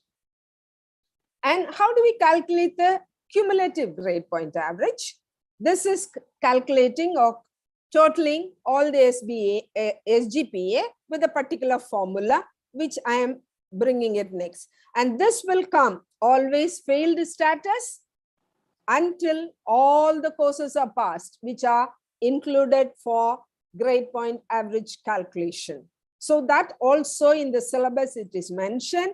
And if there are clarifications, which will be done in the due course as we start implementing. Now in the CGPA, here again for an example, if you have semester 1, 2, 3, and 4, for example, we have 8. You have number of credits. You have total number of credits for semester 2, semester 3, semester 4. Remember, I told it is the courses will be for the papers examined at that particular semester. So in that case, if the semester grade point average is taken as 6.5 in first semester, 7 at second semester, 5.5 is third semester, and 6 at the fourth semester, and so on. You find what are the credits total for each of the semesters, and the credit and the SGPA that is calculated and you have added. So 20 into 6.5, that is the total number that you get here in semester. 22 into 7, 25 into 5.5, 26 into 6.6, which is divided into 93 total hours, total credits that have been delivered, and that is 577.5 divided by 93 equals 6.2. 6.2 is the CGPA, the cumulative grade point average. So this will reflect as the entire BSc nursing program when you calculate for 8 semesters. So that's the way this is calculated. Now, the transcript and declaration of pass is based on the grades, letter grades, the grade points, and the SGPA, CGPA. The transcript will be issued for each semester with consolidated transcript indicating the performance in all semester. There had been a lot of questions to clarify in terms of what should go into transcript, what is the format, what should go into the mark list, what is the marks sheets format. There are a lot of questions related to that, and I'm sure INC will address those by giving you some examples or giving you a format in due course. So don't worry about that. That will be taken care of. The declaration of pass that was spelled out is first class with the distinction when it is CGPA 7.5 above. First class CGPA 6 to 7.49. Second class CGPA 5 to 5.99. So this is where you will have the declaration of pass, which will be placed in the transcript. The university pattern, some of it is being discussed along with every courses. So I'm just going to sort of go very fast, particularly where there is section A 37, section B 38, that is in anatomy, physiology, applied sociology, psychology, applied microbiology, infection control, safety. This is where this is a kind of a distribution is there for all the three. And here you will find this is the type pattern of question, type of questions that you will ask in their final examination, university examination. MCQ 6, essay questions 1, short answer question, very short, and MCQ the same way for 38. What is the number? That is for the final exam. Remember, every student has to be trained to appear for MCQ, essay, short and very short.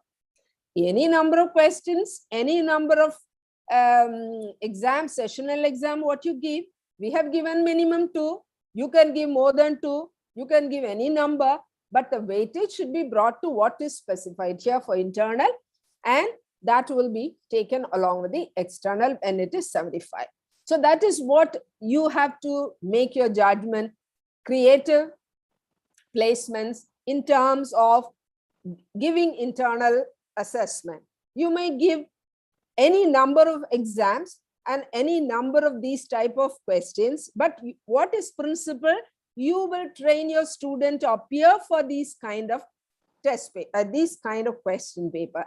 And it is understood that you will make your own blueprint for preparing your question paper for your internal by the college, and by the university may prepare a blueprint and give it to you for the final examination.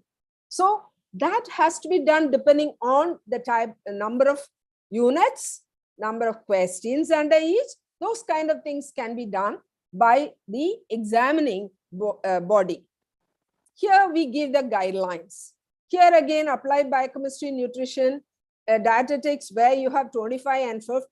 And this is the distribution and type of quest. Same way from pathology and genetics. And then you have this kind of a demarcation, 38, 25, and 12. This is the number of, the mark distribution and the type of question distribution. I'm not going into this, all that placed just for you to remember. The research statistics, again, you find 55 and 25 at 20, and this is the distribution that is given. Same way, there are 75 as a single paper, where this is the demarcation or distribution that's given. MCQ 12, essay 15, short answers 25, very short 8. This is when you have no sections, but the total of 75 marks. Suppose you have to give, there are college exams, and those college exams, when it is 50 marks, you will give this kind of questions. MCQ 8, essay 10, short answers 20, very short 12. See, essay type can always be given as a situation type with specific questions in it. So this is how you will use your judgment to do. This is just a broad guideline.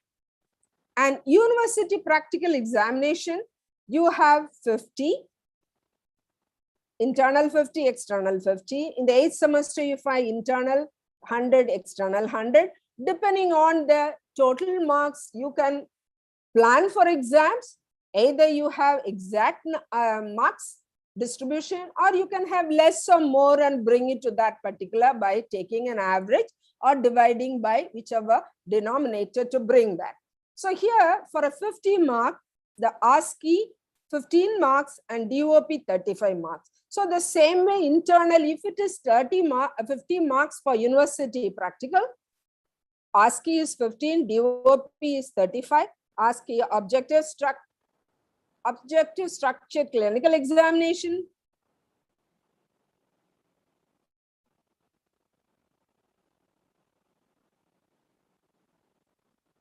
Yes, ma'am, please go ahead. I was disconnected because of the internet. I was disconnected. Oh, okay, no problem. All right. So ASCII 15 marks and directly observed practical, which is on the patient in the clinical area, is 35 marks.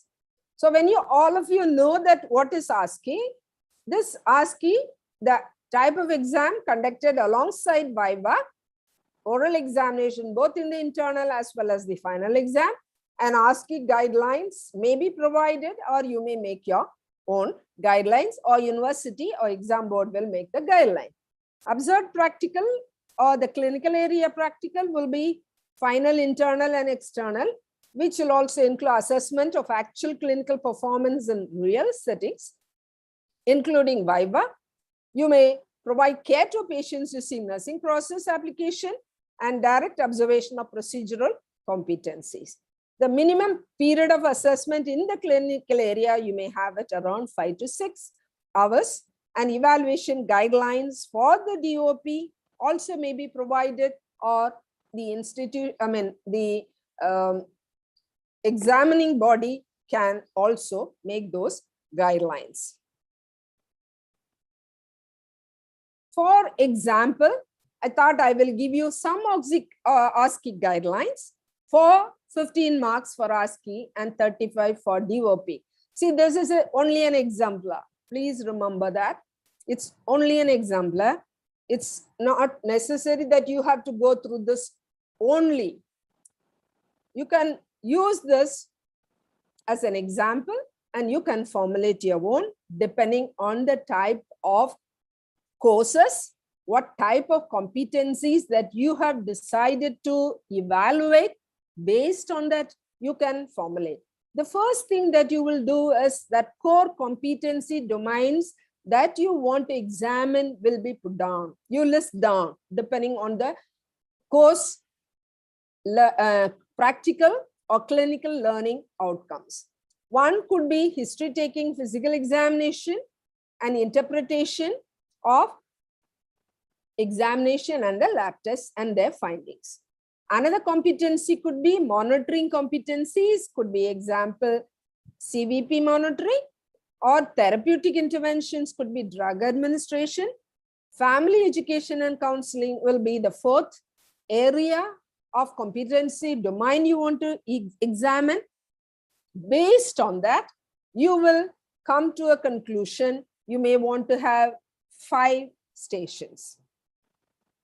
You can have 4 stations plus a rest station, or you can have 10 stations where you have 2 rest stations and 8 stations, main stations. So depending on whatever you want to do, the number of domains you want to examine, you can plan. This is just an example. And total marks distribution you can do. Time for each section, each station you will decide. Example given is 10 minutes. And marks for each station you can decide depending on the type of competency and the checklist and the allotted marks you can decide. But I have given just 6 marks. This is mainly for 15 marks. So total 4 competencies, it could be 24 marks. And oral exam you can give for 6 marks related to practical. And total you can add to 30 and divide by 2 will be for 15 marks. So this is the example, the guideline for ASCII. What is the outline that you will follow for conducting ASCII? Here I have just given a blueprint, just how the marks are divided, and a blueprint that you will prepare. For example, here the stations are given 1, 2, 3, 4, 5. The 5 will be a rest station. If you have large number, the rest station may come in between. If it is just 4 station, it can come at the last.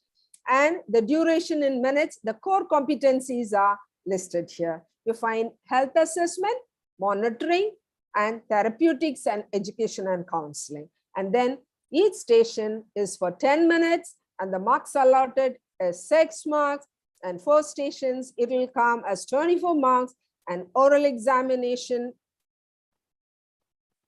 will be for 6 marks, and total of 30 divided by 2 will be 15 marks.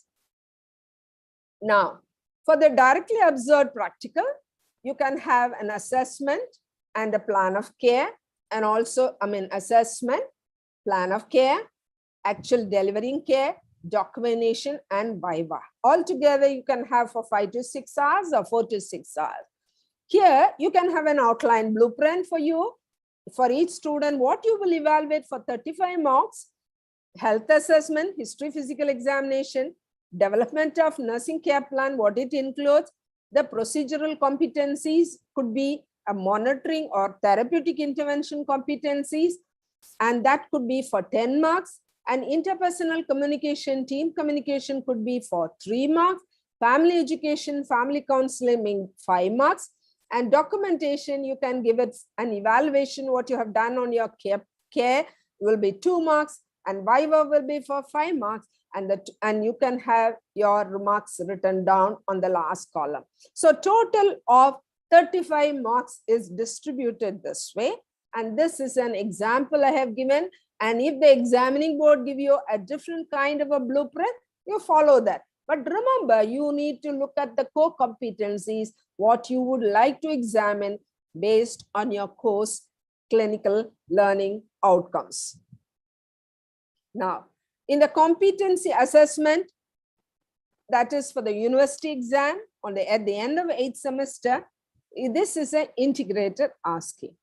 Every specialty you have in the practicum, you go through clinical experience, again intensive in all 5 specialties. So you can have assessment of different stations based on every specialty. Suppose you want to have 1 station for 1 specialty, or you can have group of station for each specialty is left to you. I know how practical it is. Based on that, you can plan.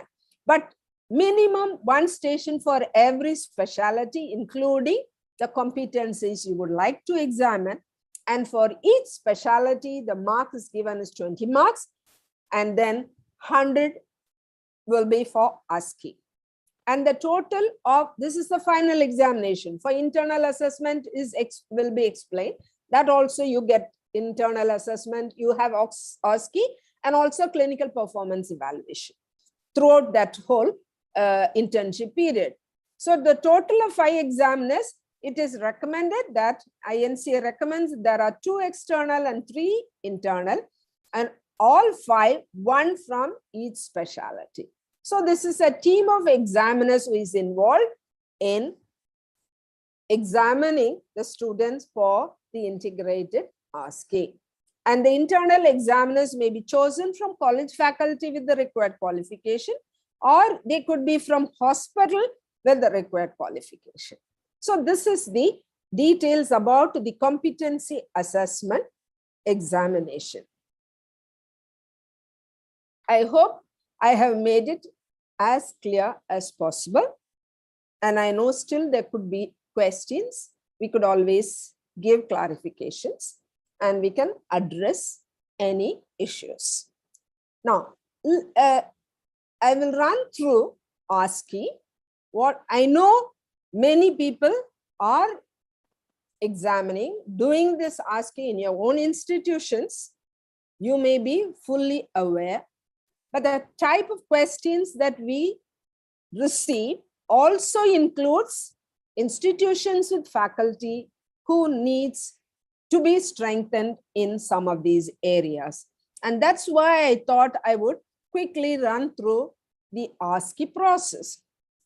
Now, everyone knows an ASCII is a tool to assess or evaluate the students' competencies in a range of subjects based on specific objectives or specific behavioral changes.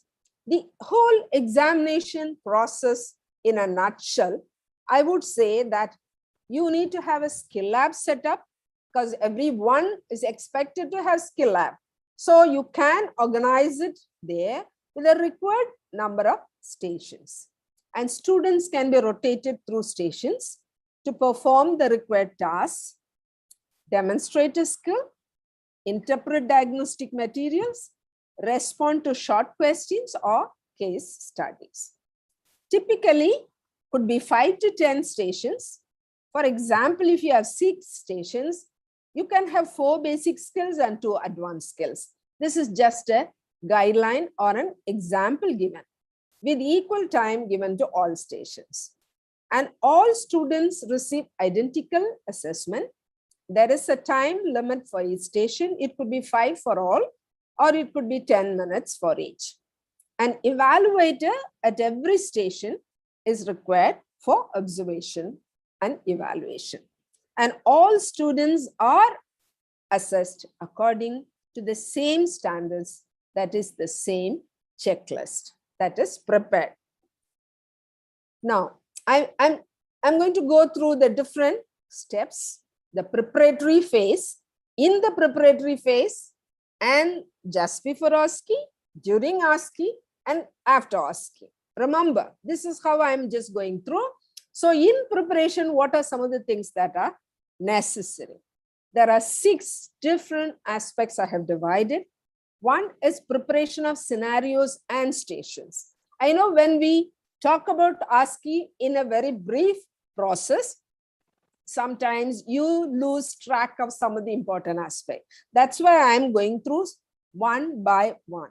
Preparation of scenarios and stations. What are the instructions to be given to students? What instructions to be given to examiners? And a marking schedule that is required. Do we need mannequins or do we need simulated patient or standardized patients or any equipment? That is whoever is responsible for each station, that is station author. We say station author, that's person's responsibility. So these are the 6 important aspects you need to consider. Some of the main points under these headings. How to create a scenario and ASCII station. Remember, many times you find it difficult, you want to take a scenario from somewhere somebody has written. Whoever has clinical knowledge and experience, the best stations are created from real clinical cases and scenarios are made. So a bank of scenarios also can be created and kept, and they are planned for task accomplishment within the time limit. And the congruence of the station length with actual practice. Remember, if in your clinical experience, you have found the dressing, the wound care will take 15 minutes. The station length, if you have to give us dressing, a wound care technique, you ask the student to do that task, whatever time needed in the clinical area, you will give here either a 15-minute or a 10-minute, depending on what is required. That's what I said. What is required in the actual practice, you make it. This can be done only if you know how much time it takes to do a dressing, right? So until unless you have clinical experience and knowledge, you cannot decide on this as faculty. This is why INC is again reiterating the integration of service and education, particularly faculty practicing clinicals in the clinical area. So that will help you to formulate scenario. There is no dearth of scenarios if you are exposed to clinical. And decide time frame of the entire ASCII administration, you have to plan. For how many students, how much is the length of the ASCII, each station, total number of stations, total time needed for each student, each team, and then what is the total required, whether it's 2 hours or 4 hours or 3 hours, you will decide upon it. Now, the steps in this is you need to identify target competencies. As I said before, decide on an activity that addresses each competencies. Make out the plan of stations. It is a mapping of a station. It is called blueprint, where you map the test item to specific learning outcomes and also sampling across subject area of skill domains.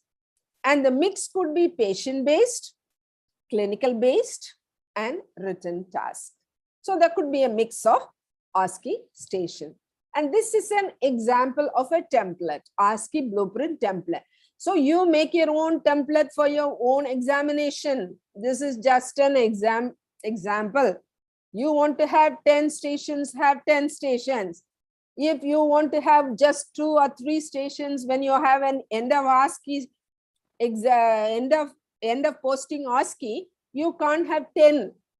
After 4 weeks, you want to have end of posting ASCII, you may have just 3 stations or 4 stations.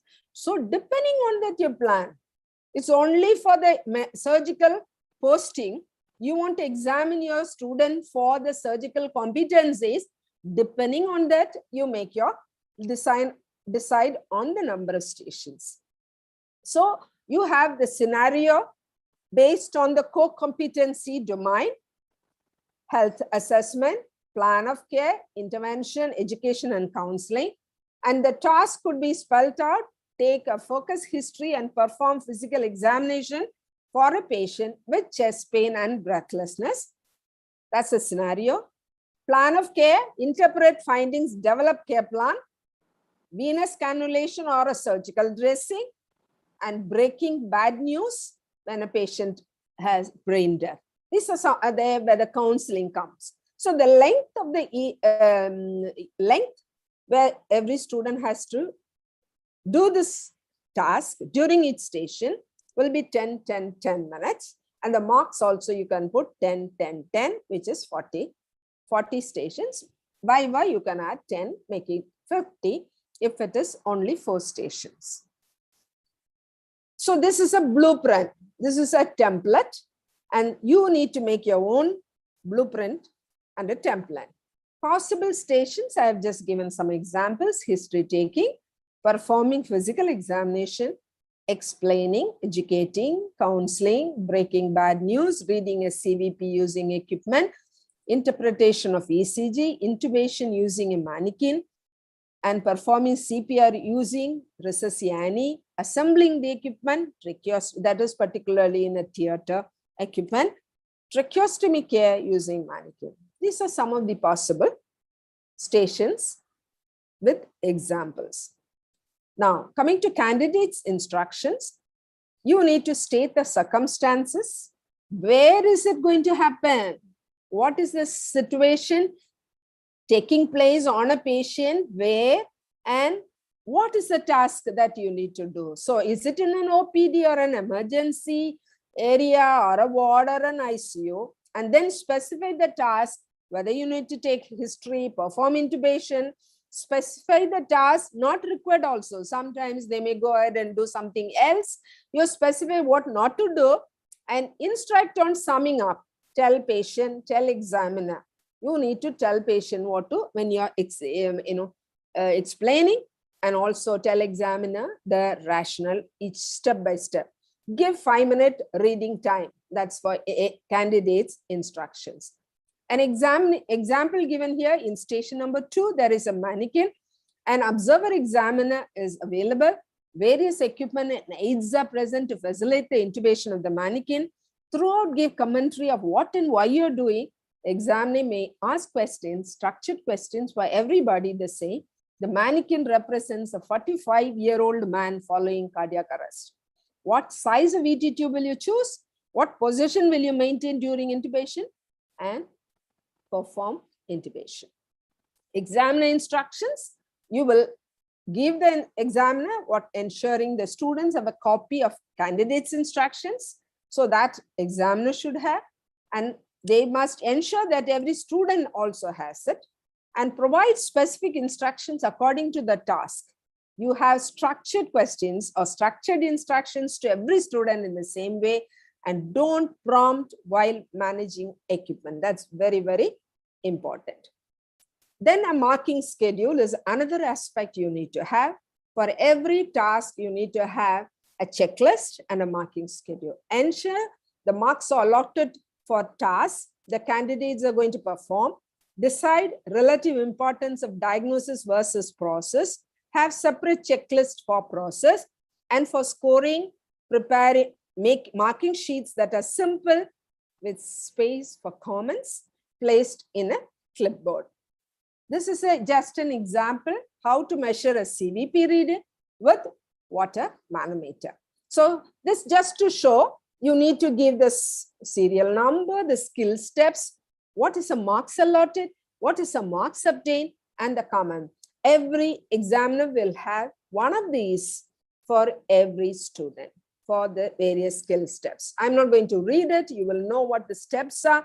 You will prepare a checklist for each step, each task, and then you prepare the marking guide and you will give this to the examiner. This is just an example. How many steps are there?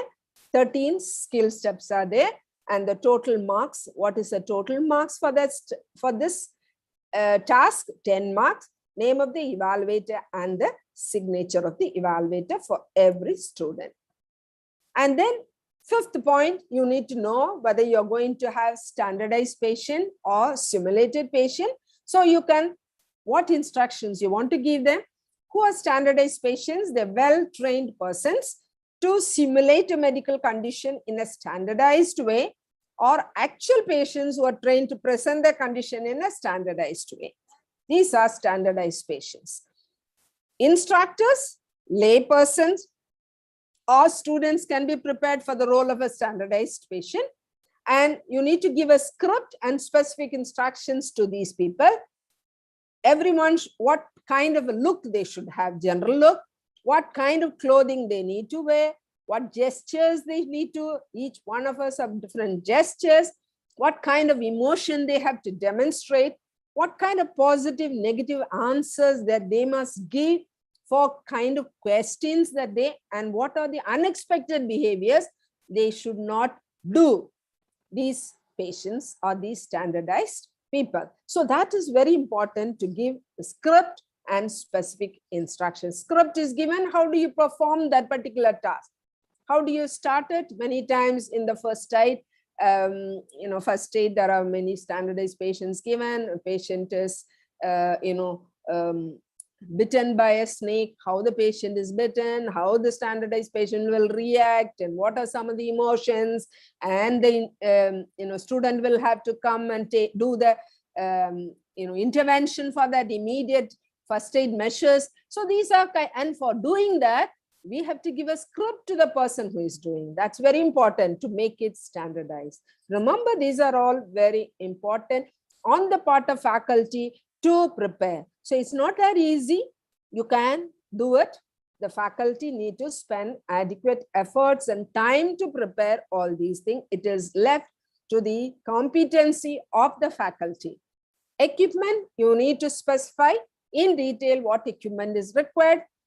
Even small things like chair, table, bench, couch, you have to spell out, prepare a checklist, specify what type of mannequin you need, what kind of equipment you need, stethoscope, BP manometer, and mannequin, whatever maybe you need to do, and a list of equipment required for performing task and procedure, a dressing trolley, a dressing tray, and what are the solutions used, and everything related to that equipment you need to list, and station setup, how you are going to set up that particular station. So that with the equipment, that is very important.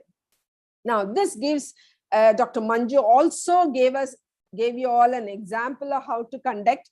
If you have 50 students and you need to have 10 stations, if you have 5 minutes, then every student will have to go through 55 minutes with the 5-minute restation, and total the time allotted will be 4.5 hours required for going through this plan of 50 students going for 10 stations. And you need to have 10 station mean 10 evaluators, and you need to have 1 moderator. And this is one design where if you have a 10 station, you can start from 1, 2, 3, 4, 5, and students can move from 1, 2, 3, 4, 5, and then they can move on 6, 7, 8, 9, 10. So this is one design where students can move from one station to another, and examiners are located in each station. And here you find, I've already told you all the different steps in the process and what you need to do. There are 6 important aspects I have said.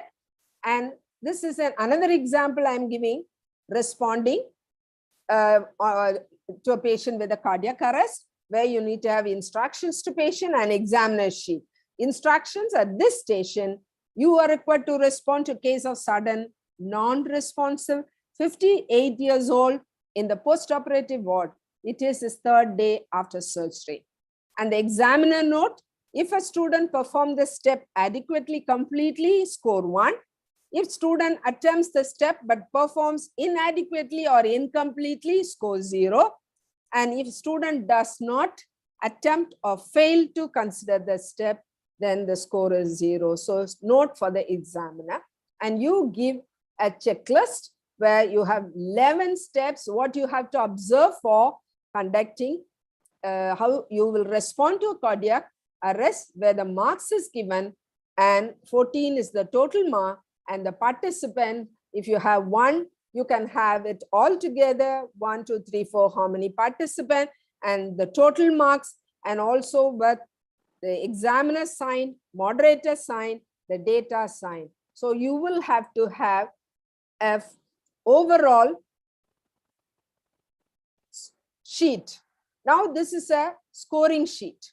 The final scoring sheet, you have all the students with all the stations and the marks and the total marks, evaluator's name and the evaluator's signature. And that is important. And the final will be pass or fail. That is for the whole ASCII.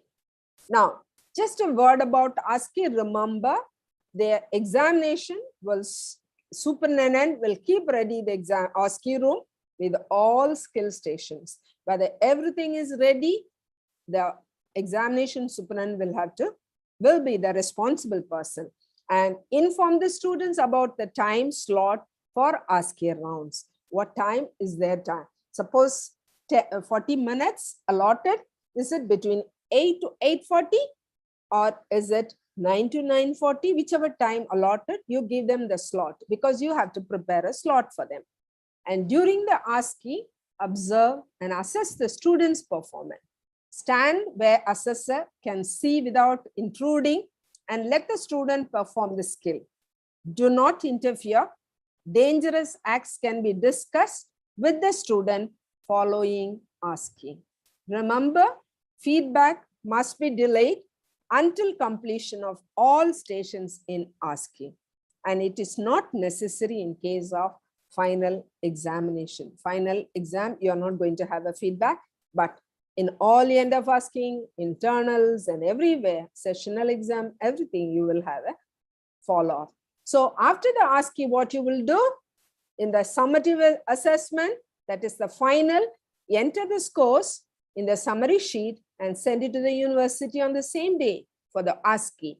In the formative assessments where you have it during the semester, you review the performance of the student and student shares what she or he did well and what could be improved.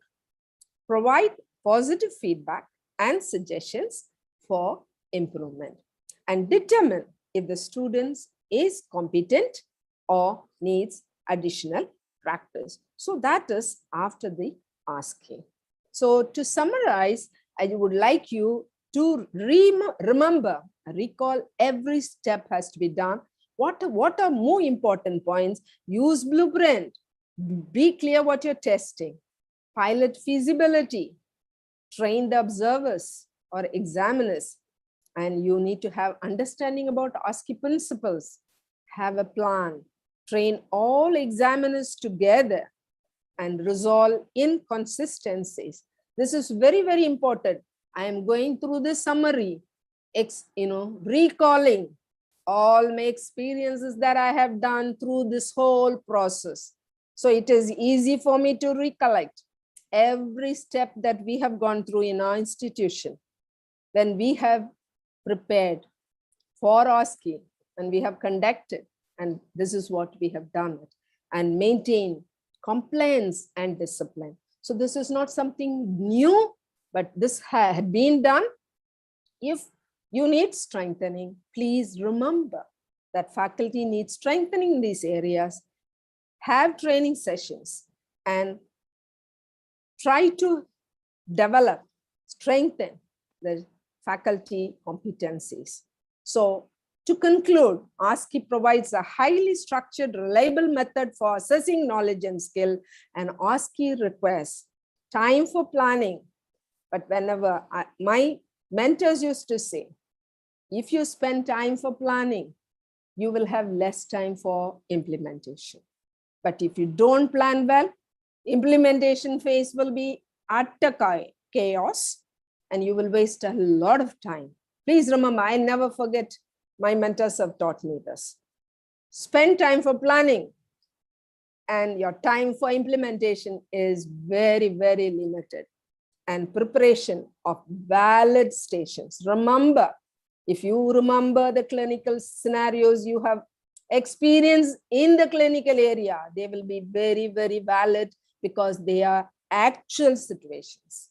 So prepare valid stations. These are very important for ASCII. I hope I have made it at least to a certain extent clear to all my faculty. So all the faculty, and I'm sure that you will be able to do your best wherever. There is nothing that you cannot do. There is nothing that you cannot be trained for.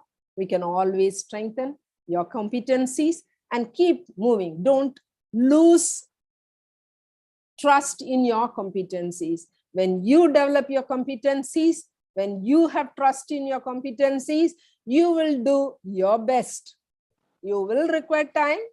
You will require time to train, to be trained and also to conduct, but you will be the best person to conducting and to be the faculty for training our students. All the very best. Thank you for your patient listening, and I'm sure you would have been able to understand very well and demonstrate your competencies in your future. Thank you all. Thank you so much, ma'am, for taking a very good session on grading system. I mean, it was very, very clear, and also about the assessment guidelines, and also about the OSCE, as you said, implementation. You should plan before implementing. That you need to take more time. I think that's the way forward for us. Now I request our Secretary, Madam Lieutenant Colonel Dr. Savjit Kaur, to take the session on internal assessment. Over to you, ma'am. Thank you. Thank you, Bharti. Thank you so much. I'll just share the screen.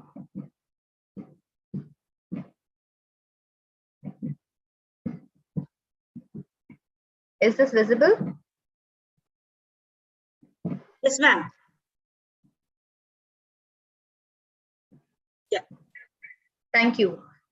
So like Ma'am Punita has already gone into great details about the assessment. We are just going to, being the last speaker for the day today, I'm quickly going to go through the internal assessment semester-wise. The subject experts in the last 2-3 days have discussed internal assessments as the subjects were being discussed, but this is just a quick view semester-wise for the internal assessment scheme for the revised B.Sc nursing curriculum. The internal assessment is planned based on the principles of formative assessment of student learning. We are all aware of the two types of assessment, summative and formative. And internal assessment is something that goes on throughout the year for every student. This, whatever is going to be discussed now, it is completely and totally given as Appendix 1 and 2 of the revised B.Sc syllabus. I've even mentioned the page numbers on 412 and 415. The distribution of marks for courses in every semester for theory and practicals are given as continuous assessment and sessional exams over the semesters. The components of internal assessment and weightage are very clearly outlined, so there is no ambiguity in that. The marks, how it is different is that the marks for attendance and the marks for mandatory modules have been added as components of internal assessment in this revised curriculum. Let's take a look at the first semester. What is the internal assessment distribution of marks? As we can see, there are 4 theory and 1 practical course or subject. And for communicative English, that's one of the subject, the internal assessment is going to be out of 25 as it is written here. In fact, for all the theory subjects, the assessment is out of 25. Continuous assessment making 10 marks and sessional exams or theory practicals making 15 marks. Practicals for Nursing Foundation 1, in general, the practical is normally for 50 marks, but for certain, where there is a division like Nursing Foundation 1 and Nursing Foundation 2, you'll see from the subsequent slides that it is to be added up later on. So here in the first semester, the Nursing Foundation 1, the internal assessment is going to be drawn out of again 25 marks for 10 marks of continuous assessment and 15 marks for sessional exams, theory or practicals. Like this, a distribution of how these 10 marks are going to be made is also going to be explained later on. Already the subject teachers and subject-wise has explained, but we can quickly kind of review it. In the second semester, as you can see, the theory, 25 marks for applied biochemistry and applied nutrition and dietetics, and for Nursing Foundation 2, including first aid. Highlighted in yellow, you can see over here that there is a summary for first, that is Nursing Foundation 1 and Nursing Foundation 2. So in the last slide, we saw that the Nursing Foundation 1 was for 25 marks, and here also it is for 25 marks in second semester. The two are being added up to make it 50 divided by 2, that is the internal assessment is drawn out of 25.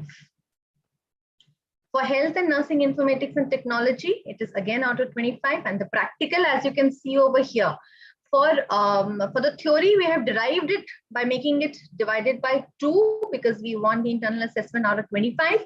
And for practical, the same thing, that is the Nursing Foundation 1 and Nursing Foundation 2 are added up over here to make a total of 50 marks. So in first semester, the internal assessment is going to be drawn out of 25, and in the second semester, again out of 25, the two are added up to make the internal assessment of 50. In the third semester, the same scheme of examination is being followed, with theory making up of 25, and the adult health nursing practical is for 50 marks.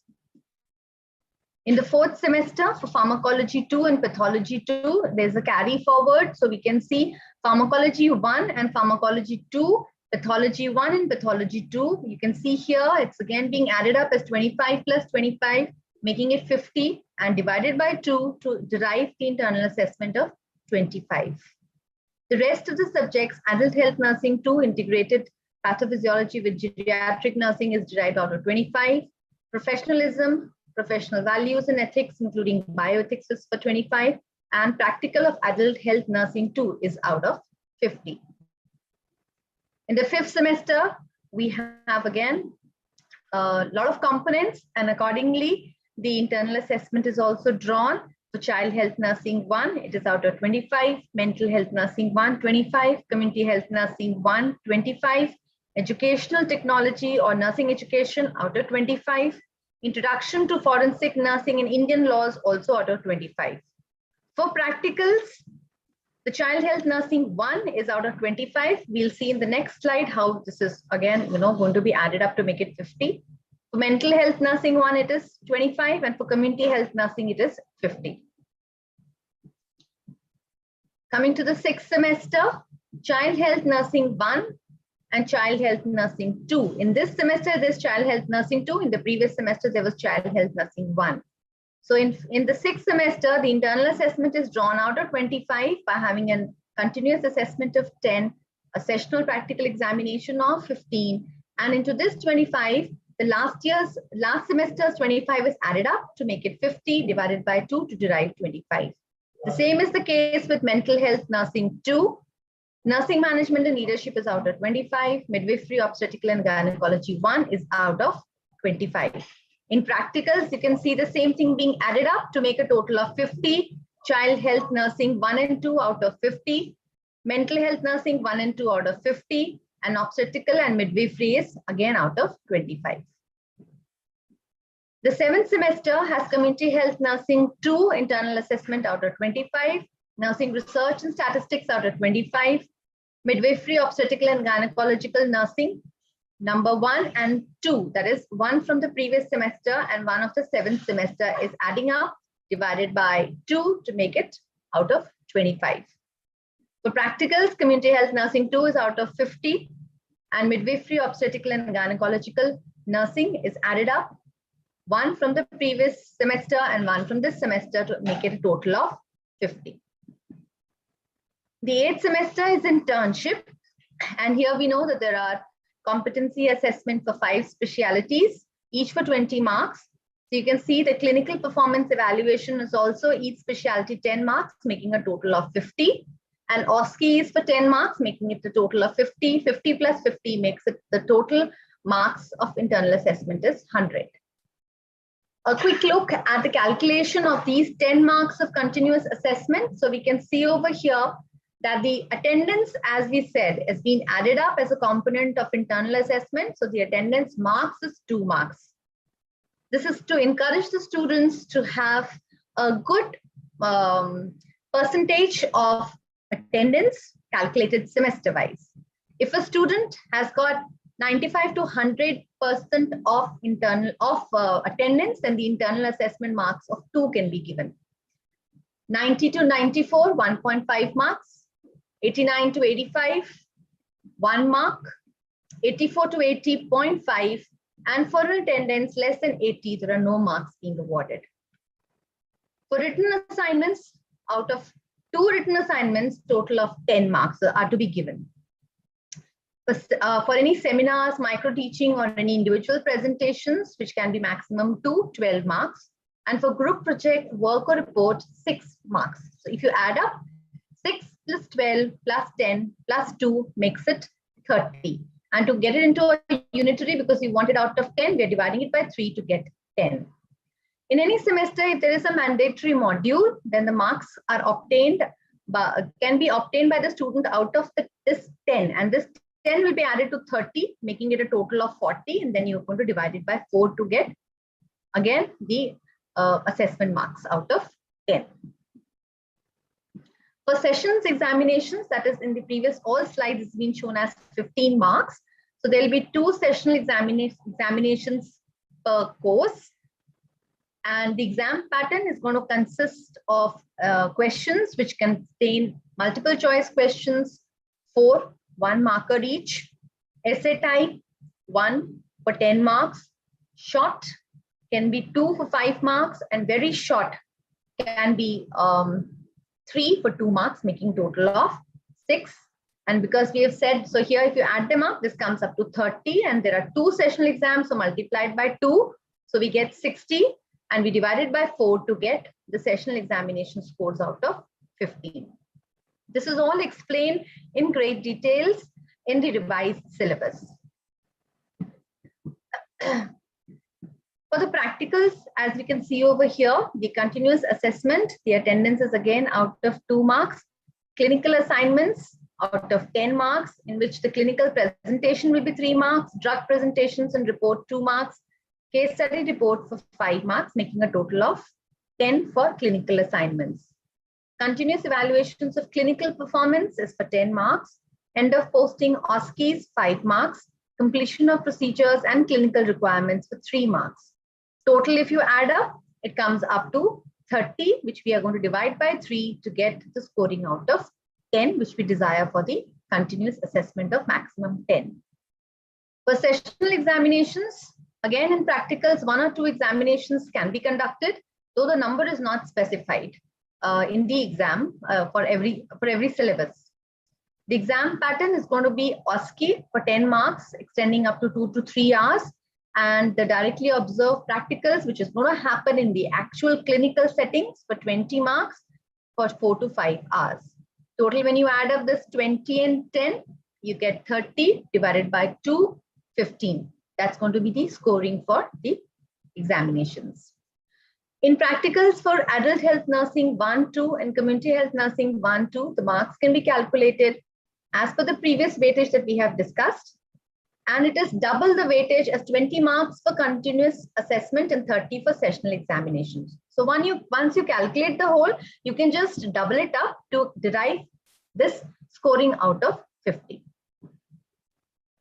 In the 8 semesters, as we have discussed previously also, the clinical performance evaluation internal assessment is out of 10 for 5 specialties, making it 50 marks. And OSCE also for 5 specialty for 10 marks, making it a total of 50 marks. And total here we get hence is 100 marks.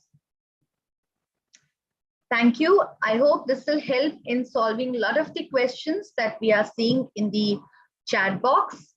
And still, if there are any questions, it can be explained over here. Thank you so much for your patience hearing.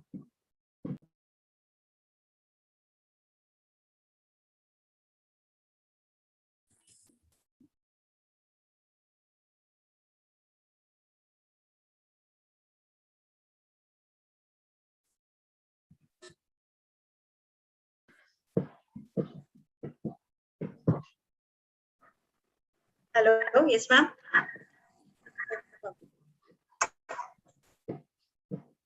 With this, Bharti, we have come to the end.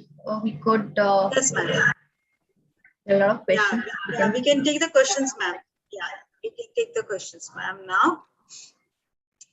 Thank you so much, ma'am. Actually, I just gone out for a second. I'm so sorry.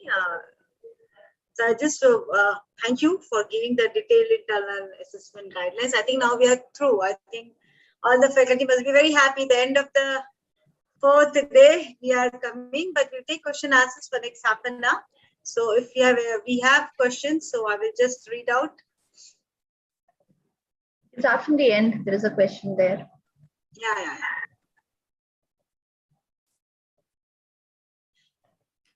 There are 72 questions now. I think we are not able to answer, but we will do all in FAQs. Even the smallest one, we'll take it. Can the marks for all assessment, I think it jumps at times. Can the marks for all assessment be it continuous evaluation or sessional exam or any components, be considered as weightage and actual score can be higher.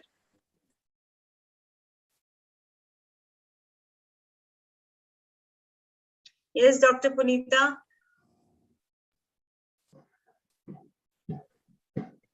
Hello. Am I Hello. clear? Yeah, am I clear? I know the question doesn't seem to be very I clear. know. What Yeah, is yeah. actual score? How can we make the actual score is it higher? Higher. I mean, Actual score maximum. is what is taken by the individual student. How do you make it higher? I don't know. I didn't understand. If anybody has understood differently. Okay, then this will Ma'am, just what I can understand from the question is that we have told that the continuous assessment is going to be for 10 marks and the practicals or the sessional examinations are going to be derived out of 15. So we are adding up everything and then dividing it. So You maybe make that it double or triple. You make it higher. No problem. Do it for 100 marks also. No problem. But bring it to 15. That's all. If that was a question. I think this person who's posed the question needs to actually sit down and do the calculations and there'll be no doubts at all. Yeah.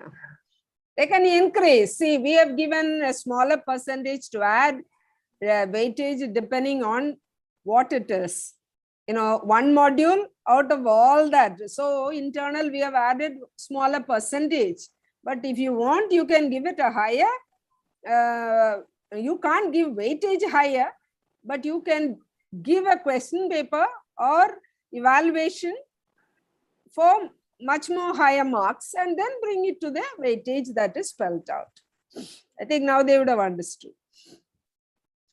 I think one of them, we are very sure we are not going to change anything of the syllabus or any human resource manpower. They always say you need more faculty requirement for this evaluation process. Is really comprehensive, but more than manpower required. Please do focus on it. I said we can't change anymore, but I think Dr. Punita and Dr. Asha Sharma and Dr. Dilip President, sir, if you can recall that we had a quality QAM, quality assurance management, right? So when we did that in Chandigarh, there wasn't a tribune.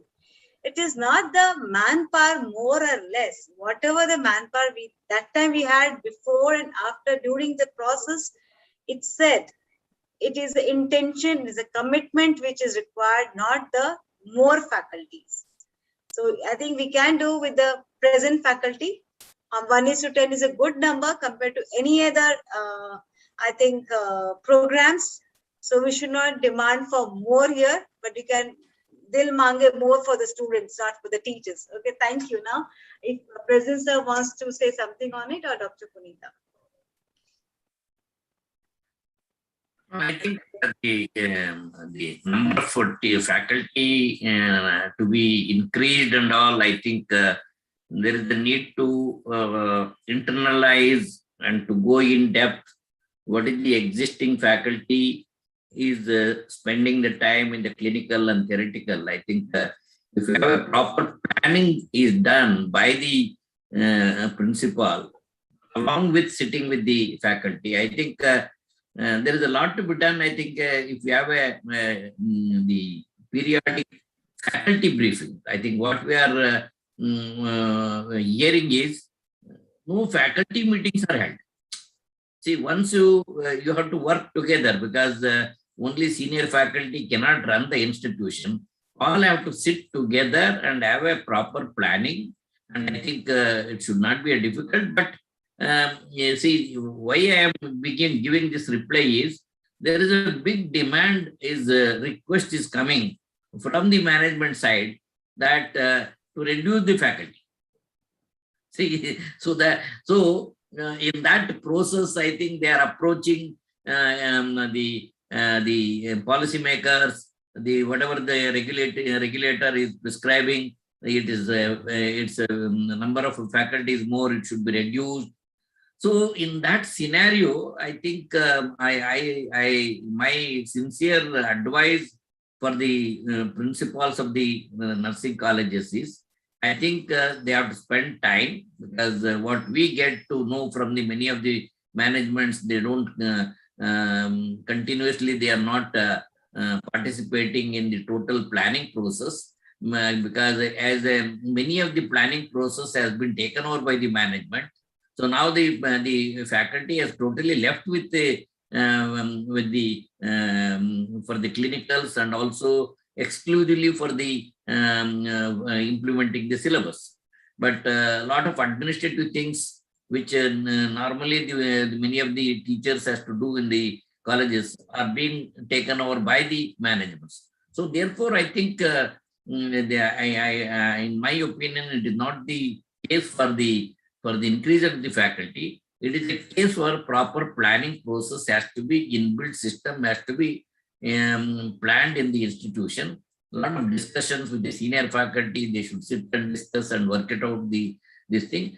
And again, one more thing, because in this ASCII and all, don't think that only faculty has to be done. I think you have to take some of the clinical, some of the senior staff nurses, the assistant nursing superintendents, the ward sisters, so they can be trained. I think not necessarily you should have, because I have seen one wrong concept is been gone into the minds of the faculty, is that no, how can I run so many stations? I don't have the trained faculty. So therefore, I think you have to think in totality. Don't think that only your faculty will be able to. You have to train your the clinical people, because they will be knowing. Yes, there may be some sort of a training, because I know they will be doing some of the procedures, shortcut measures they may be doing, but they need to be trained before involving them in this assessment. All the steps need to be trained to the clinical people whom you are going to involve. So in my view, I think the faculty has to have faculty meetings, and with the existing faculty, definitely you will be able to. I think many times I have seen any new things comes, you find it very difficult to change. Always when say change, you find it difficult to implement it. I think this change has to be shared with the faculty and discussed. I think many of the faculty may be having different ideas to be implemented. So therefore, in my opinion, instead of asking for the more faculty, have a dialogue within the faculty and involve more clinical people. So then you will be able to, because ultimately, because you and I are more interested in the quality. I think we have come to a now stage, as I said in my all speeches, we have gone with a quantification expansion. Now quality is the concern. So in that quality, we are giving these prescriptions. So these prescriptions, if you follow in totality, definitely quality will come automatically. And the next commission is also putting into the exit examination. That is another prescription which is likely to come. So therefore, you have to consider in totality. Can I add by giving an example, Yes. sir? Yes, yes. This is regarding using different manpower and existing support from everyone within the hospital and the college.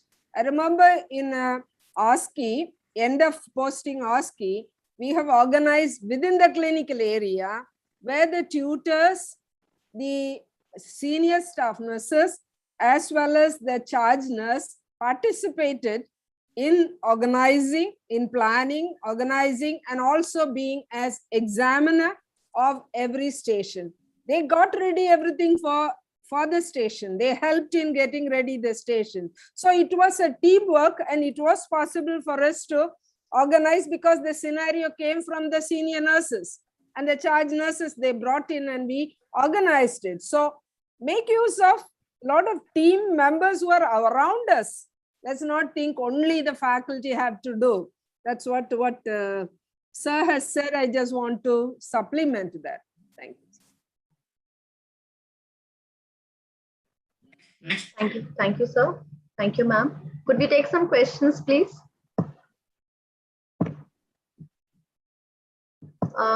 So, ma'am, Not necessarily I think please we will ask, we may, if comments are there, because not necessarily questions. I think it can be some comments also, if any comments are Yes. there in the chat box. Yes, sir.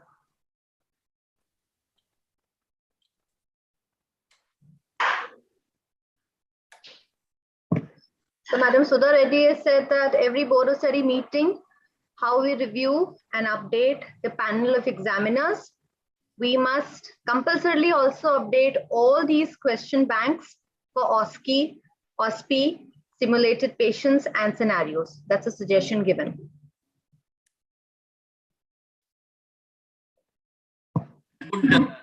Good comment. I think each, I think you, many of the, see what I find is many of the senior faculty who are working with the universities or the examining boards, I think they have to work hard, take the inputs of some of the senior faculty in that state. They have to develop a question bank. I think that's what, and in the board of studies, especially in the universities, they should have a team of people. If the team of senior faculty, I think it should be a mix of not only seniors, they should have some mix of youngsters also, so that you have a lot of some new ideas will come. So you should have a good team at the university level, so that once you, and definitely wherever I have interacted, many of the vice chancellors and registrars, they say, we totally go with the input of the nursing experts who are going to guide us. So therefore, we have to maximum utilize this opportunity in the university. I think many of the resources can be come for the examination from the university itself. Therefore, even hiring the experts, hiring the question banks, and continuously develop a question bank for the, even for the practical and also for the theory. I think a team of experts in each state attached to the universities, that's going to make a big difference.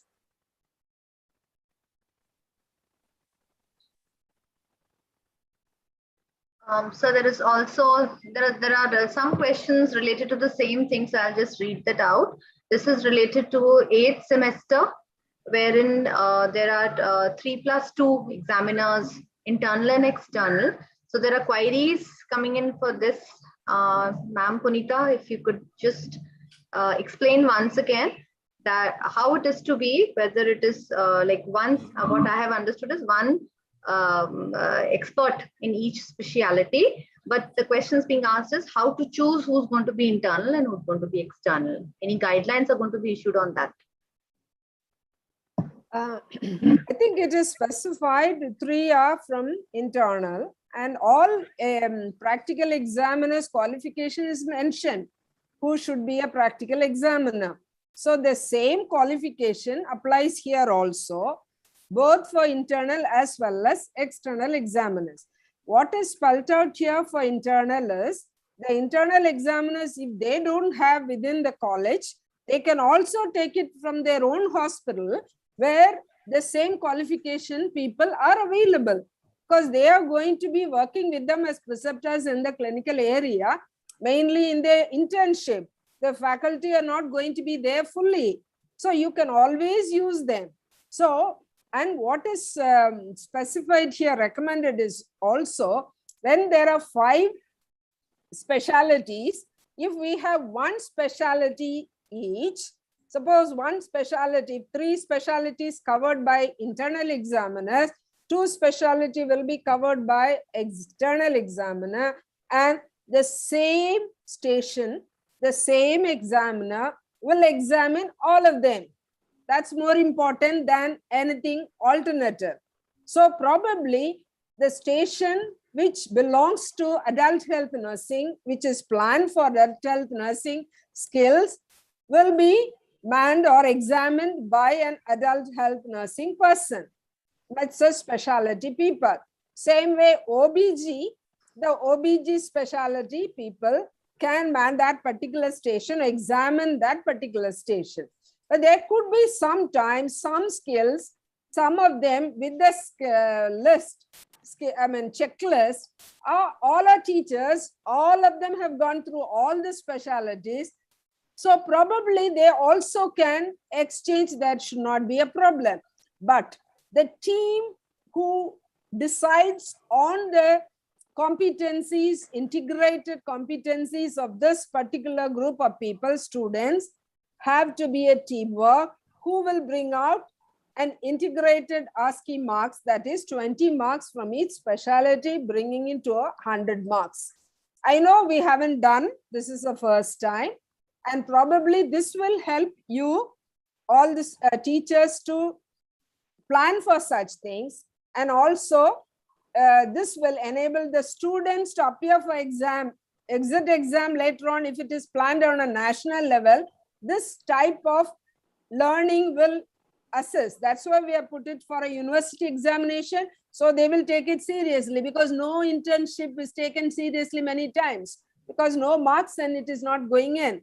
So therefore, this will enable them. So initially you may have some hiccups, but as you begin, as you continue, you will be able to do a good job. So this is a basic principle of integrated ASCII with 5 specialties, with 5 examiners. I hope I have made it clear. Yes, ma'am. Explained it very nicely, ma'am. There's another suggestion that has been given, that if there can be an orientation and training program for all mandatory modules and elective modules in respective specialities for better implementation of the revised syllabus. Sir. Orientation for the definitely we are going to share the modules. We'll be putting up if need be. I think let us see that this is a good input we are getting. We will consider this issue, whether we can organize the orientation for the. See, we are Indian Nursing Council is here to facilitate maximum. I think we don't mind to, even if the inputs are given, and especially what we are not much of a forthcoming is because many of the universities are leaving it to the deans or the board of studies people comprising the nursing experts. I think they have to take a lead, and we are here to facilitate as many as orientation programs, as many as some training programs. We will be willing to organize. There's no problem for that purpose.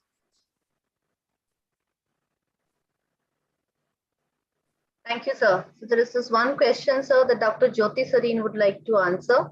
The question is on the joint conduct of the practical examination by internal and external examiner. So the question asks is there any specific guideline as to how to conduct it jointly? Dr. Jyoti, are you there? You have mentioned in this question.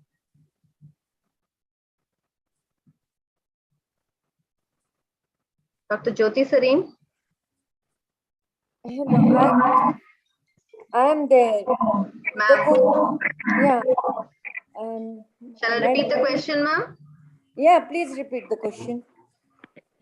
This question says that there is one internal and one external examiner only jointly to conduct practical examination for each student. Is there any specific guideline as to how to conduct it jointly? Now pending is only Kim's, na? See, how it can be done is we have to have the examination criteria. You just send that about the things now. Competencies we would like our students to be observed in the practical exam. And for all competencies, then every examiner, internal as well as external examiner, should jointly assess, and then the average should be taken. It cannot be that on some competencies one examiner is evaluating, and on some competencies another examiner is evaluating. If it is internal and external examiner, it should be jointly assessed, and then the average should be taken. That's how I interpret it. Is Dr. this a Punita. new, is this a new regulation?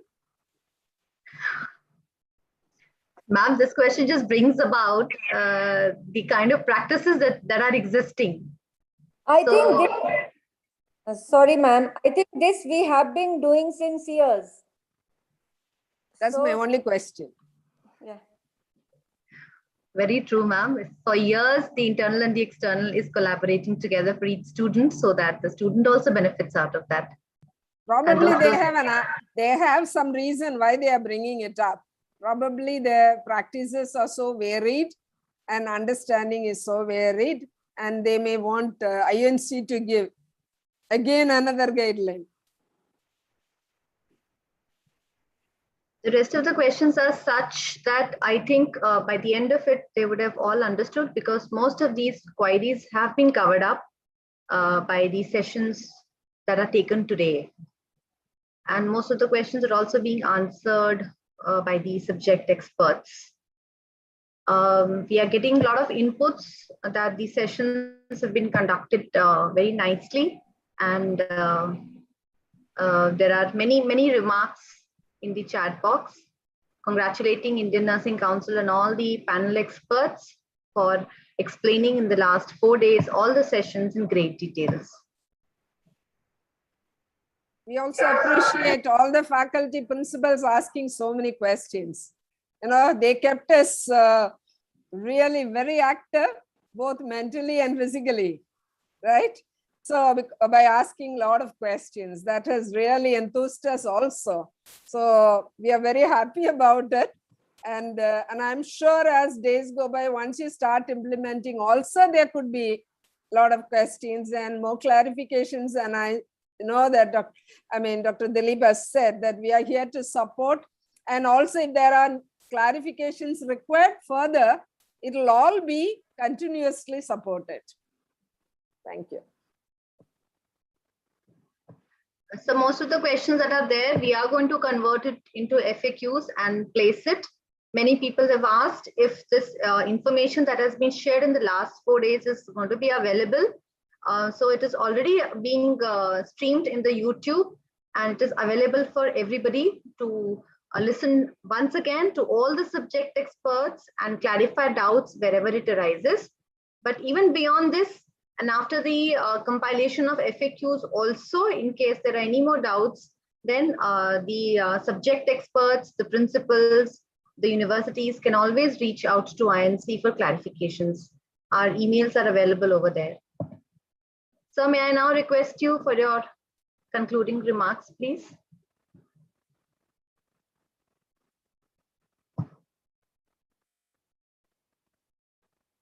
So you're muted. First of all, I would like to congratulate Dr. Punita and her team of panel members who have actively worked day and night to see that this whole this 4 days the presentation has come alive, and also I am receiving a lot of comments that it's all well organized, and our main objective is to see that the bottlenecks, the clarity which is required, we would like to ensure that you will be getting in continuous support is going to be there from the Indian Nursing Council. So therefore, as I said earlier, you have to make a team in each state attached to the examination boards, examining authority like universities, or some of the deemed universities might be a good job, because being a deemed universities, they have a scope of having only one institutions. So they may be doing a good good work in terms of implementing this revised syllabus.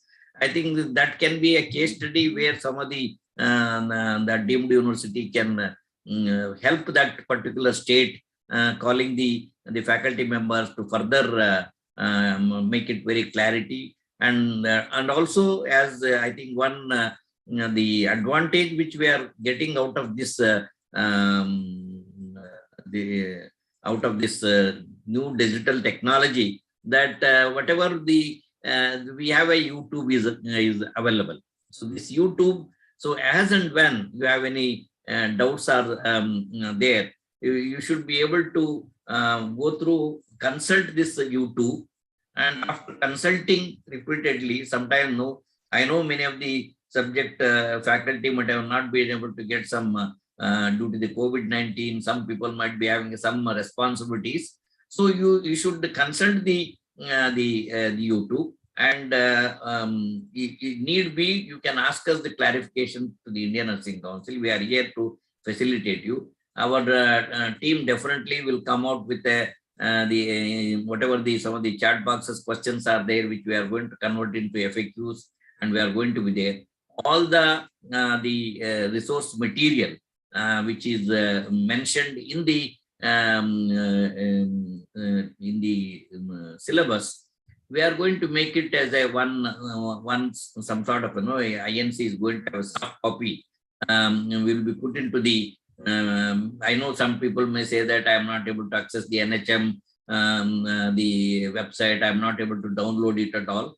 We will download all the materials which have been referred in this the syllabus. We'll put it for your use in our INC website.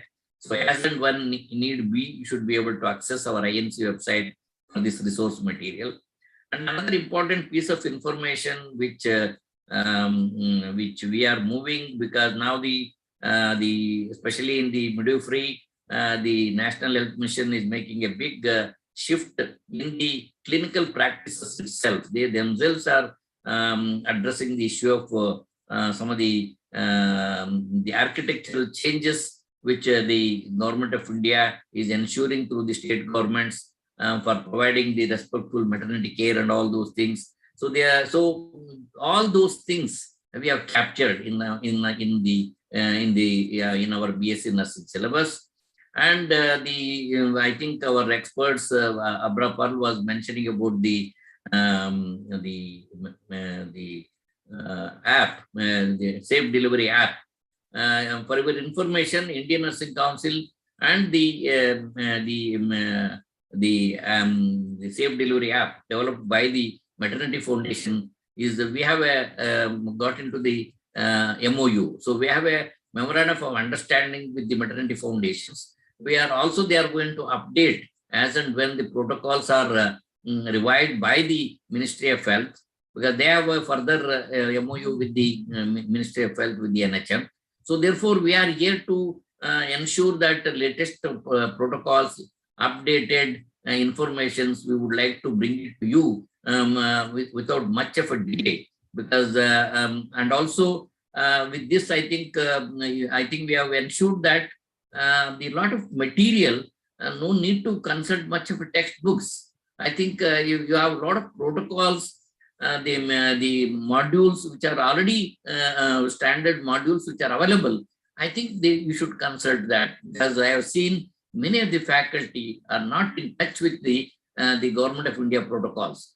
I think in this we have ensured that we have integrated in such a way, because many a times we used to get a lot of criticism by the policy makers at the national level. No, they always tell us, no, why can't you get this module introduced in our B.Sc nursing syllabus or the diploma in nursing. So therefore, now if you see we have totally aligned with the latest modules, protocols, which is the Government of India, and that will lessen your burden of consulting, because many of the textbooks may not have it. Many of the authors may not be knowing this. So therefore, I think you should give more focus to the digital technology of accessing the latest resource materials rather than the textbooks. So therefore, we have integrated all those things. Hopefully, I know that once any revision is there, one orientation may not be sufficient.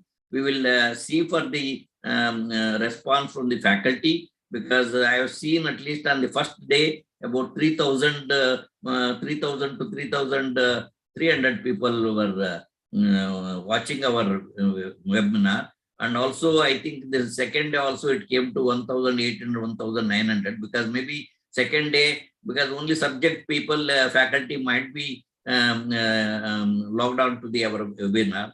So therefore, I think we have seen a fairly large faculty as able to attend this and might have got this thing. So in case need be, because YouTube is available, so need be, we will watch for the response of the faculty. Need be, we don't mind to organize another one in need be. Otherwise, some sort of any help is required for the universities. You can, since many of you faculty may be deans, many of the faculty may be in the board of studies in the examining authority. Please influence them to see that these examination guidelines and all the syllabus and regulations are implemented in toto, so that, because we are already facing in many of the earlier programs, getting a reciprocal registration for the students from one state to the other state, because the one state is following some system of examination, not reflecting the Indian Nursing Council guideline of examination guidelines, not followed in totality in some of the examination authorities. That is causing a heartburn to the students. So therefore, in the interest of the students' career prospects, and also I think we had because since we have an opportunity of getting a good minds of getting put together, that's why we are able to come out with this type of syllabus. As I said many a times, I must have told you, I think in the international arena, whenever I got an opportunity to interact, I think they all have a praise for our Indian Nursing Council syllabus and regulations, because in many of the countries they don't have a you don't get a uniformity of the syllabus, and each institution will have their own syllabus. Of course, they have one advantage is exit examination is there, but even then, the India being a large country, having a large number of nursing education institutions, and that's why they are all wondering how in India you can have all the nursing colleges are able to implement the INC syllabus. It's a fact that all the nursing education institutions in India are implementing the one syllabus which is prescribed by the Indian Nursing Council syllabus. So that is facilitating, because the ultimately we are considering that our output, because the clientele, for the clientele is the medical superintendents, the different the private sector, they have an expectation from the graduates coming out from these institutions. So we are tried our level best to capture all the things for the need of the private sector and also the public sector, and also latest health trends, priorities, and the UGC guidelines, the education policies, all those we have captured and we have reflected this thing. And I hope since it's a good opportunity where the State of the World Nursing Report is one of the recommendation is regulations in education has to be revised from different countries. I think we are in a right time, because now the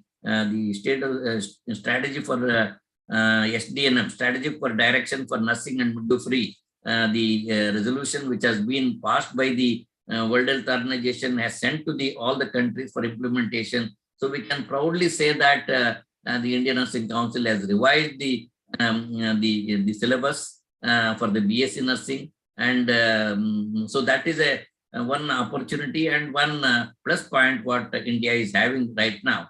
So therefore, I expect the cooperation of all the faculty and the principals and the universities and the registrars of the deemed universities and the public universities to work together to see that, because you know that how in this COVID pandemic, the visibility of the nursing fraternity in the eyes of the public has increased. So there is a lot of expectation from the policymakers and also the public for the nursing sector. So hope with this revision, we will be able to come up to the expectations of the policymakers, so that our output, quality of the output, and our graduates who are coming out will be able to stand to their expectation, work effectively either in the clinic or also in the community. So with this, once again, I would like to thank all the panelists and also all the registrars of the universities and the faculty members, principals who have joined. And I would like to especially thank Bharti and our secretary and their IT team have worked tirelessly to see that this whole 4 days the program should successfully, they were able to conduct this webinar. So I would like to thank all of them working behind the screen to make this webinar success. And we are here to facilitate you as and when, if any request come from any universities, we are there to facilitate you, to help you. Wish you best of luck. Thank you very much. Thank you, sir, so much for your kind words and for concluding this 4 days webinar. I just want to make 2 announcements over here. We have on 15th September, National Florence Nightingale Award for 2020 will be conferred by President of India. It will be on the virtual mode. So everybody is invited. Look for the link on the website. We'll place a link because we have to receive from their office. As soon as we receive, we'll place it on the website. Please do watch on September 15th at 11 a.m. And secondly, please do not share your questions in all the emails of INC. It will create a lot of confusion. It's difficult to collate. So please, I request you to put on this website, this email ID only, training.inc-mohw@gov.in, so that we can answer everybody's query. As President Sir said, we are there to facilitate you, right? We will be facilitating as much as we can, as much as we get a good questions. If we can understand some questions are quite vague, we may not be able to answer. So request you to give a correct questions on this email ID only, with the subject that query on B.Sc syllabus, right? Then also, tomorrow being a Teachers' Day, we wish you all a very, very happy Teachers' Day. So with this note, I just want to say a good teacher is like a candle. It consumes itself to light the way for others. And Kalamji says the teachers are the backbone of any country. Now we can say health of the country, the pillar upon which all aspirations are converted into realities. So with this, and as usual, teacher has, I think everybody knows about, T is talented, E is enthusiastic, A is adaptable, C is creative, H is honest, E is efficient, and R is resourceful. So wish you all a happy, happy Teachers' Day. With this note, I just want to say thank you. And I also want to thank all the nursing experts who were involved in framing this, developing this B.Sc syllabus, and special thanks to all the speakers who are here with us from the last 4 days and helping us to take the question and answers also. Thank you all. Thanks a lot. Namaste. And no more tomorrow joining. Today is the end of the webinar. I think in advance, I would like to wish all the faculty happy Teachers' Day. Thank you, sir. Thank you, sir. Thank you all. Happy Teachers' Thank Day you. to all once. Teachers' Day to everybody. Thank you, sir. Thank you. Thank you. Thank you all. Thank you. Thank you. Thank you. So we do end the 4-day session webinar today. And thank you finally. Thank you.